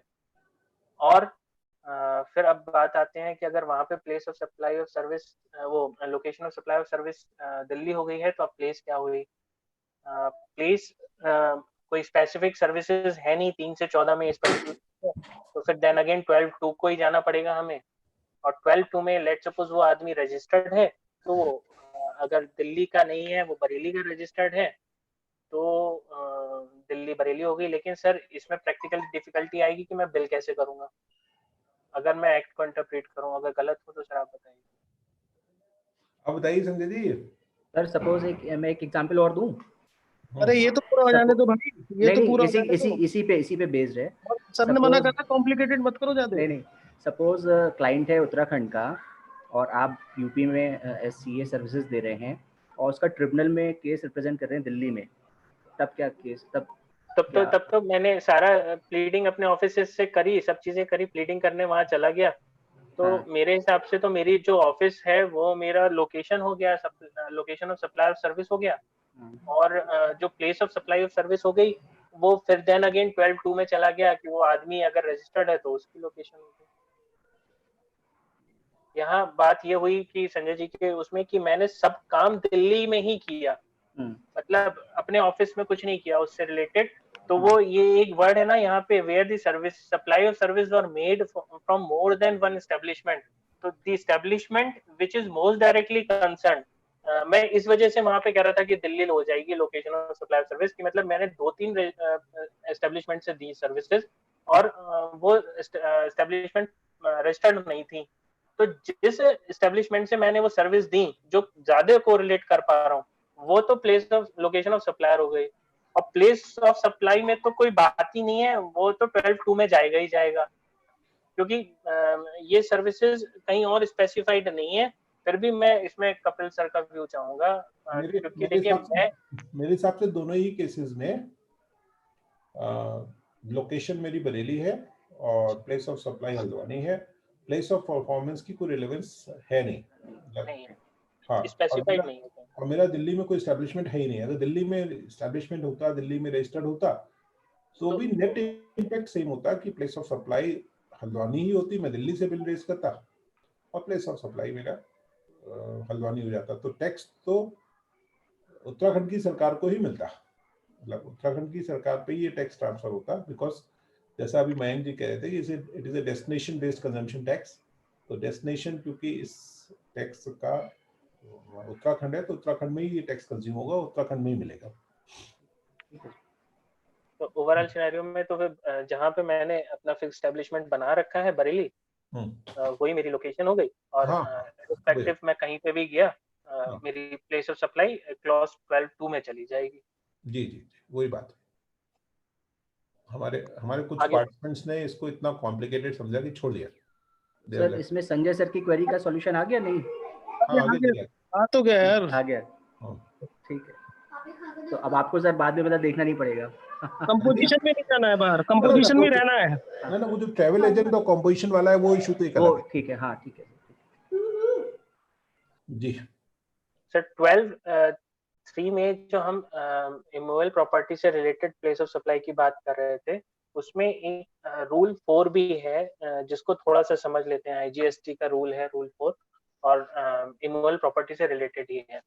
अभी तक जो हम लोगों ने बात करी, मैं एक बात बस पहले थोड़ा सा ये बता दूं कि IGST में जो भी रूल्स हैं उनका लाइमलाइट तब आएगी जब मेरी और सप्लायर, मतलब बायर और सेलर की टर्म्स इतनी डेफिनेटली डिफाइंड नहीं होंगी कॉन्ट्रैक्ट में कि कौन सी प्लेसेस कहाँ जा रही हैं, और जो सप्लाई ऑफ सर्विस या place of supply of service है वो एक से अधिक स्टेट में कहीं फॉल कर रही है। इसको मैं थोड़ा सा और सिंप्लीफाई करता हूँ कंडीशन से, तो ज्यादा अच्छे से समझ में आएगा। कि पहली कंडीशन रूल 4 में कही कि एक होटल सर्विसेज ले लेते हैं एग्जांपल के तौर पे। Let's say JP continental hotel है, उसकी वो चेन है होटल की, उसका एक होटल मुंबई में भी है, एक होटल दिल्ली में भी है, और एक लेट्स से बाटा इंडिया ने एक एग्रीमेंट किया जेपी होटल्स से कि हम आपकी मुंबई के होटल की 3 नाइट्स और दिल्ली के होटल की भी 3 नाइट्स बुक करते हैं और टोटल कंसोलिडेटेड अमाउंट 1 लाख रुपए आपको देंगे इस पूरे दोनों प्रेमाइसेस का। अब पहली बात, चूंकि प्रेमाइसेस इमोवल प्रॉपर्टी थी तो लोकेशन एक की तो मुंबई हो गई और एक की दिल्ली हो गई। कॉन्ट्रैक्ट में ये डिफाइन ही नहीं है कि दिल्ली वाले का टैरिफ क्या रहेगा और मुंबई वाले का क्या रहेगा। उन्होंने तो केवल ये कहा कि 1 लाख रुपए दे देंगे आपको। उस सिनेरियो में रूल ने प्ले किया कि जो भी डिस्ट्रीब्यूशन होगा रेवेन्यू का 1 लाख रुपए का, हमारे वाले एग्जाम्पल में 3 नाइट्स मुंबई की, 3 नाइट्स बॉम्बे की, दिल्ली की, तो टोटल 6 नाइट्स का 1 लाख रुपए ले रहा था। तो प्रोपोर्शनेटली नाइट्स के हिसाब से आप 2 बिल करिए, मतलब जेपी होटल की चेन वो 2 बिल करेगी बाटा इंडिया को। एक में दिल्ली की प्लेस ऑफ सप्लाई हो जाएगी 50,000 की और एक में मुंबई की हो जाएगी 50,000 की। मतलब प्रोपोर्शनेट डिस्ट्रीब्यूशन हो जाएगा between state depending upon the number of night utilize in different states. ये है पहली कंडीशन सर रूल 4 की। दूसरी कंडीशन रूल 4 डिफाइन करता है कि एक पर्टिकुलर प्रेमाइसेस है इमोवल प्रॉपर्टी और वो पर्टिकुलर प्रेमाइसेस लेट्स से एक रिजॉर्ट है और रिजॉर्ट 2 स्टेट के जुरिडिक्शन में फॉल कर रहा है। मतलब रिजॉर्ट का कुछ हिस्सा तो स्टेट यूपी में आ रहा है लेट्स से और दूसरा हिस्सा सेज उत्तराखंड में जा रहा है और यूपी में 75% पोर्शन आ रहा है और उत्तराखंड में 25% पोर्शन आ रहा है। तो रूल कहता है जिस प्रोपोर्शन में उसने उस स्टेट की एरिया को घेरा हुआ है, the area utilize in that particular state shall be distributed between the states। तो इन इस पर्टिकुलर प्रेमाइसेस का रेवेन्यू उसी प्रोपोर्शन में जिस प्रोपोर्शन में जिस स्टेट में लाई कर रहा है उसी में डिस्ट्रीब्यूट हो जाएगा। ये दूसरा सिनेरियो है। तीसरा सिनेरियो, हमने इमोवल प्रॉपर्टी में जब होटल और उसकी बात करी थी तो एक एग्जांपल भी लिया था, हाउस बोट और वेसल भी इसमें इंक्लूड होंगे। मैं दिखा देता हूँ sir. Second number point, service of lodging accommodation hotels including house boats and vessel. उस सिनेरियो में रूल कह रहा है रूल 4 कि लेट्स से एक हाउस बोट है और वो एक ऐसी लेक में है जहां पे 2 स्टेट लाई करती हैं, सेज केरला एंड तमिलनाडु, और एक हाउस बोट केरला और तमिलनाडु में जाती आती रहती है, टूरिस्ट को ले जाती है। तो डिस्ट्रीब्यूशन कैसे होगा जहां पे कंपोजिशन, मतलब हमने कंसोलिडेटेड अमाउंट लिया है तो उन्होंने कहा जितने आवर्स उसने स्पेंड किए जिस स्टेट में उस हिसाब से उसका डिस्ट्रीब्यूशन रेवेन्यू का होगा। लेट्स से एक हाउस बोट 24 घंटे में 12 घंटे तो केरला की प्रेमाइसेस की लेक में रहती है और 12 घंटे वो तमिलनाडु की स्टेट की प्रेमाइसेस में रहती है। तो जो रेवेन्यू जनरेट करेगी वो 50-50% दोनों स्टेट को लाइज करेगा। लेकिन ये सिनेरियो रूल 4 का तभी लगेगा जब कॉन्ट्रैक्ट इस विषय में शांत है कि किस स्टेट में कितना रेवेन्यू जाना है। अगर कॉन्ट्रैक्ट अदरवाइज कह रहा है तो रूल नहीं लगेगा, उसी हिसाब से बिलिंग होगी जो हम लोगों ने डिफाइन की है। इस हिसाब से सर 12(3) की इमोवल प्रॉपर्टी की सर्विसेज को यहीं खत्म करके मैं आगे बढ़ता हूँ। 12(4) में ये बात करता है सर वो सर्विसेज की जो परफॉर्मेंस बेस्ड सर्विसेज हैं, such as restaurant and catering services. क्या ब्रेक कर लेना चाहिए? Just to interrupt you. जैसा उचित समझे सर, मेरे को तो कोई दिक्कत नहीं है, मैं आगे भी बढ़ा लूंगा। कर लीजिए सर, सुबह कोड ऑफ कंडक्ट पढ़ के चुके हैं सर हम लोग 3 घंटे। आज चांस ऐसा रहा है।